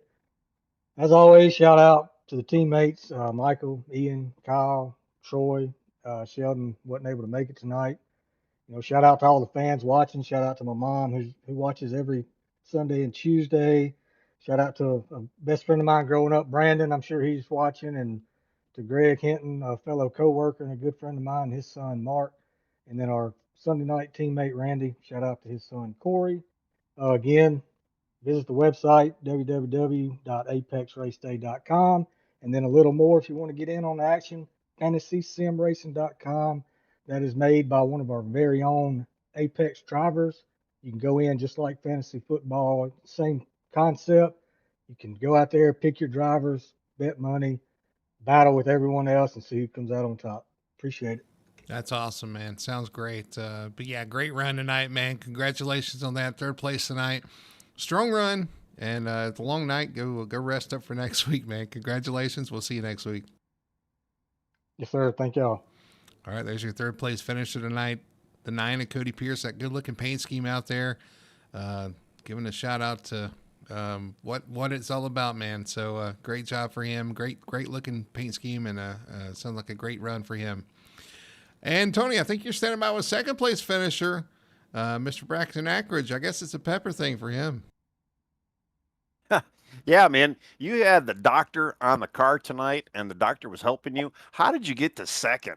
I mean, we saw you, your dad was saying you had a little damage early on, 30 seconds or so, and we saw you kind of falling back. You were in the back of the pack. It was just a wild night for you tonight. I mean, how did you get to second? That's the story everybody wants to know. Look, I gotta make it interesting. I gotta do something to y'all. I gotta mess up, make a bad call, something to make it interesting. I really don't know. The fact that I was fighting for a win on the last, it's all a bit blur to me. I just, one minute I'm out of gas because I thought I could stretch it, and the next I'm on the front row in a green, white checkers. So I don't know. I don't know. Well, yeah. Well, I guess that makes two of us. Yeah, because I honestly I don't know either. I mean, it looked like you were just struggling early on, and again, your dad said you had some damage. We saw you falling back. We almost kind of wrote you off there for a while, and then all of a sudden, the yellow started flying. I mean, we knew fuel was a little bit of an issue. We knew tires were kind of an issue too. You didn't have a whole lot to go by, so everybody was out there probably just trying to manage and strategize and then all of a sudden, yeah, a couple of yellows fly, and here you are. You're in the top 5, and then all of a sudden you're in second, battling for the lead. I mean, I was just blown away, man. Just hell of a run tonight. I mean, a lot of luck on your side, but there's a bit of skill involved too. I mean, you're usually no slouch around here, especially these mile and a halves. And I mean, the car looked like, I mean, you almost had something there for Davies at the end. I mean, we thought there was going to be a little run there. Yeah, we decided just because I think I went in like 11th place. I probably should have taken 4 on that last stop, the very last one, like 20 to go or 5 to go or something. I took 2 right sides to get that spot up there. And looking back, I don't know if it would have helped or not because the car felt hooked up. But I think it was just Davies' night. He was right spot, right time, clean air, fast. I mean, I don't know. It was a lot of good calls tonight, a lot of bad calls, amazing green flag runs. That's what green flag runs, green flag stops. That's racing, and it's so much fun being able to do that with these guys. Because I think that was one of the first races we've had where it's pretty much been green the whole time this season. Well, yeah, I mean, definitely the longest night of the race. I mean, even a little bit longer than you guys all planned. I mean, 209 laps total. I think that 2-tire strategy, we didn't catch it on broadcast until you mentioned it now, but that probably did, probably kind of put you up on top, at least give you that track position. And, man, just a hell of a run tonight, hell of a job. It's great seeing your dad running on Sundays as well, so it's good to see him out there, and he's out here yapping it up, rooting you on as well. But yeah, I mean, just another awesome night. Great finish. You gained a little bit of points on your leader there. I mean, but you just got to nip a little bit at a time, and maybe you could start really getting some big point advantages to try to catch Alexis there. But again, awesome night. I mean, you did what you had to do, and here you are. I mean, congrats, dude. Well, I'm sitting here thinking about Alexis. How does it go from like 14th a lap down with 5 to go to I think he finished 4th? I'm sitting here like, it's gonna be a great points night, and I look, he's in 4th place. I'm like, what the? Yeah, man. He did. He had a great rebound himself. I mean, but awesome. I mean, yeah, it's just hey, you guys are going to be battling like this the rest of the season, it seems like, and we'll be here to watch it. So again, congrats. Floor is yours, brother. All right. Well, I appreciate y'all like always. I love coming to talk to you after the race. It means I ran good, but I do enjoy talking to you. Yeah, I'll shout out to my dad. He's my ears now. He's giving me pointers during the race, kind of working on strategies so I'm not alone. But normally I just ignore him and do what I want and screw up. But yeah, shout out to him. Shout out to my buddies. That's tune in every week. CJ Gates, he had a hell of a run tonight. I hated seeing him go out like he did, but it was great watching him up front running like that. I hate that happened to him, but yeah, He was pretty so much. close. Yeah. Man, I'm sitting here in sixth place rooting for him. Like, if I can't win, I want him to win because he's due. He needs it. And I just hated that happen. But yeah, I just thank y'all. Thank the league, all the folks that tune in, the chat that blows up for y'all. And yeah, I just appreciate y'all. Well, it's our pleasure. We have a lot of fun watching you guys. You guys keep it interesting. You definitely kept it interesting tonight. Hell of a run again. And I guess I forgot to talk about your little paint deal you got going on. Cody was just talking about it too. You got like I don't know. I wasn't fully paying attention to what was going on, but you got like a paint competition, something like that happening? Yeah. So on our website, we're going to do this more often because we're actually getting pretty good turnout on voting. But on the website, I got all the guys to submit their Charlotte paints, and we call it the Red, White, and Blue Award. And it's 2 separate awards, O'Reilly's and Cup. And I think there's one more day left or something where they're voting on the best paint. And we're going to celebrate who gets the best paint. Right now we're doing driver of the week, and we have a league's choice and all that. So we're trying to build on the league, get websites, get it interactive, get guys involved. So you can go to the website and check that out. That's awesome. It's apexraceday.com. Pretty simple. But you have to go check it out. Well, yeah, you guys bring great paints every week. I mean, the Dr. Pepper machine looks sharp as usual, and yeah, I mean, I was definitely proud of just to watch all you guys with the paints as far as tonight goes too. So that's cool what you're doing too for giving these guys awards as well. And yeah, I might have to throw in some because there's some pretty good looking paint jobs out there. So again, man, congrats on second, and yeah, we'll see you next week. All right, I'll see y'all from Victory Lane next week. Yeah, y'all be safe. Y'all have a great night. Bye-bye. You too. All right, Brody, you're with Matt Davies. Well, it sounds our winner. Somebody's calling his shot for next week already. It sounds like so. That's what it sounded like. Yeah, to hold his feet to the fire about that one. But let's step down here in Victory Lane tonight. Matt Davies getting it done here at Charlotte. It was a long one, and it was a wild one there at the end, man. But you were able to survive those late race restarts, get the power down like you needed to, get away from everybody, and win this race, man. Congratulations. Yeah, thank you. Thanks, y'all. It was definitely a long one, full of its ups and downs, but I had just enough gas. I don't know if you saw that. I did a burnout or two, but that's all that matters. Just enough. Yeah, I was wondering. I thought that might have been the case there. It's kind of a short but sweet kind of burnout there, and you stopped on the front stretch. Listen, yeah, you might have won this race, but you were one of the cars that ran up front the whole race. It seemed like you were in that top 5 in the mix all night tonight. Strong car, strong run. I feel like that the 13 at Teasley probably had the strongest run, especially long run wise. But you were able to kind of play some strategy, pit at the right time, get up towards the front, miss some of the craziness that happened there, and put yourself in position. Yeah, it worked itself out. Had a rough first stage, destroyed the tires, almost got taken out going into 3. Just had to collect the car a bit, learn the track as it was changing. The car was just on rails after that, just locked in, like you said, was just weary of pit strategies, felt they had a good one. It pays off when Thad is an awesome teammate of mine. Thad and Noah, both good dudes, Charles as well. So it was a great time. Good to learn from Thad. You know, I was telling him he's a role model out there, right? I'm looking at his line. I know how to model it, and it paid off. When he got some damage and couldn't really be as strong, I just filled his spot. And you're exactly right about those restarts. Yeah. I'm glad I was up front when they happened because goodness. Yeah, that was a little rough there, man. Trying to get the power down late. Everybody trying to go as hard as they can, and some, like I said, it's easy to do there, but. Yeah, I mean, that was the biggest thing there. You had Ackridge behind you, but Ackridge had some damage early on, so didn't know how strong he was going to be. I mean, Teasley was there until that last restart. Unfortunately, he smacked the wall off the turn 4, kind of took himself out of contention there. But those restarts, man, they were key to getting out front and getting that clean air, getting away from everybody. But yeah, I mean, you talk about the night tonight.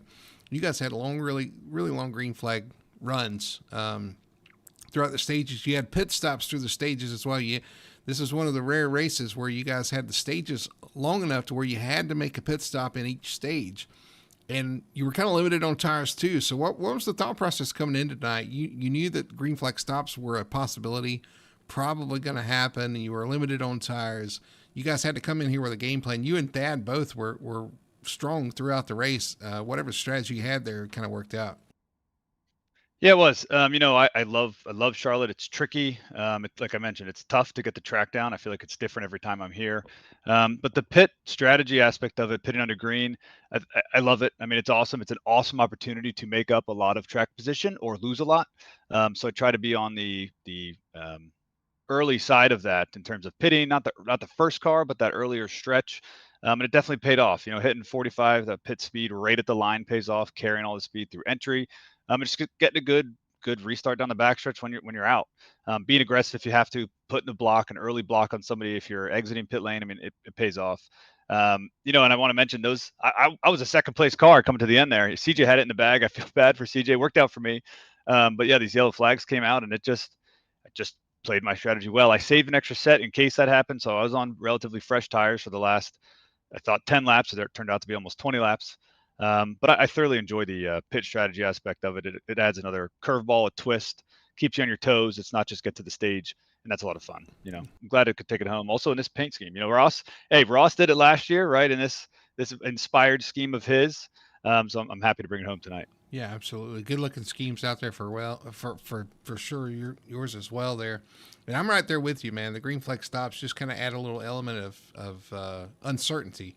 And also it's a skill set that not every driver possesses. It's something you can kind of work on. You can gain or lose time based on how you get to pit road. So it's always a lot of fun to kind of see how that works out.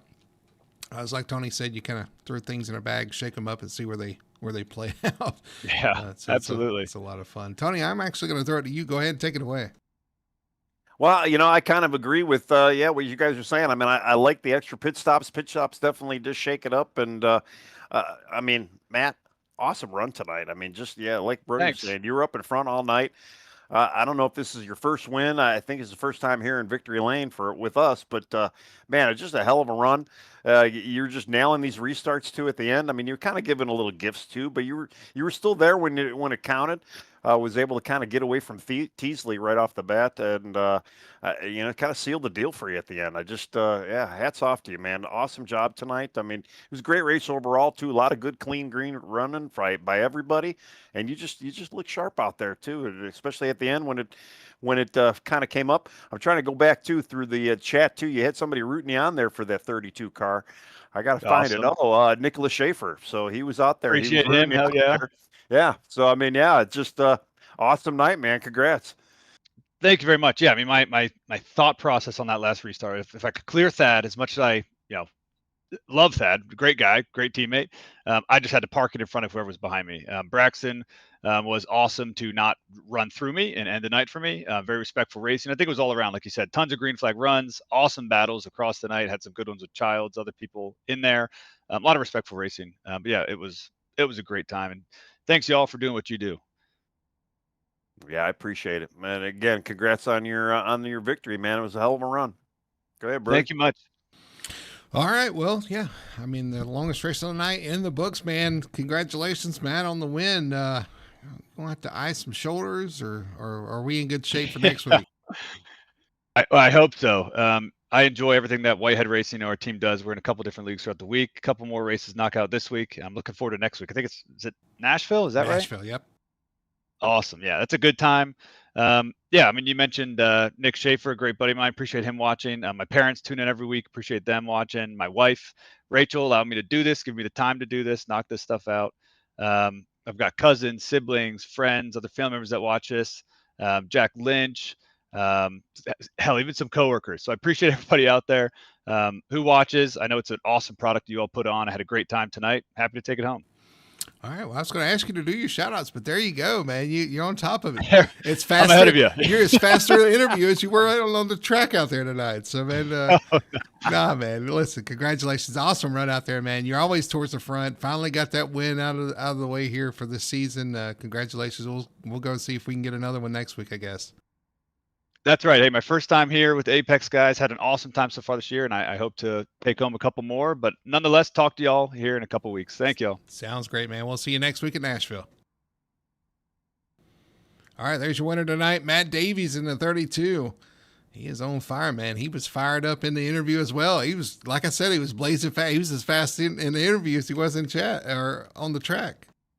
He was strategizing in the interview room. I mean, yeah. I mean, I don't know what else to say about this league. I mean, we say it every week too. It's like every week the product just seems to get a little bit better, and it just they keep us on our toes. They put on some really great races, and again tonight. Were you not entertained? I mean, wow, what a great race at the end here. These guys just, they put on an awesome show and just, wow, what a race. I mean, and an endurance race on top of it too. It just, I don't know what else to say. These guys, they kicked butt tonight, and it's a lot of fun to watch. And congrats to Matt and everybody else that, our top three. I mean, they really got it done tonight. Yeah, it was a long night, 2.5 hours of racing, but it really didn't feel that bad. These guys Sure keep us did. on our toes. It was a lot of fun to kind of watch these guys battle through the tire shortage, making their pit stops in the stages, the crazy restarts there at the end, and seeing who can kind of work through. Everybody was doing a great job out there, and it was a lot of fun to watch it. And I hope you guys enjoyed out there in chat. But we're not done. Our week of racing is not finished. We got one more night, the Sim Racing Points Truck Series in action tomorrow night at 9 p.m. You don't want to miss that one. That's going to be a lot of fun. I'm trying to think, where are they at this week? Boy, I know it. And I'm driving it, and I set it up, and I don't even remember. Oh, but okay. I can tell you in a second here. Well. Yeah, we're somewhere. All right. We are going to be at Richmond. Ah, that's going to be fun. That's a fun track. It's a good track. An exciting race on tap for Richmond tomorrow night, 9 p.m. here on Full Throttle TV for the Sim Racing Points Truck Series. But that's going to do it for us here at Charlotte. An exciting but long one here tonight at Charlotte Motor Speedway. At the end of the day, Matt Davies able to take the checkered flag and win the Charlotte 300 for the Apex Racing Cup Series. So for Tony Solar and everybody at Full Throttle Television, my name is Brady Hanna. Thanks for hanging out with us. We love seeing you guys in chat. Love the interactions. We appreciate it. And hope you'll join us for a race tomorrow night, 9 p.m. for the Sim Racing Points Truck Series. But for Full Throttle TV, we're signing out. We'll see you tomorrow night, 9 p.m. here on Full Throttle Television.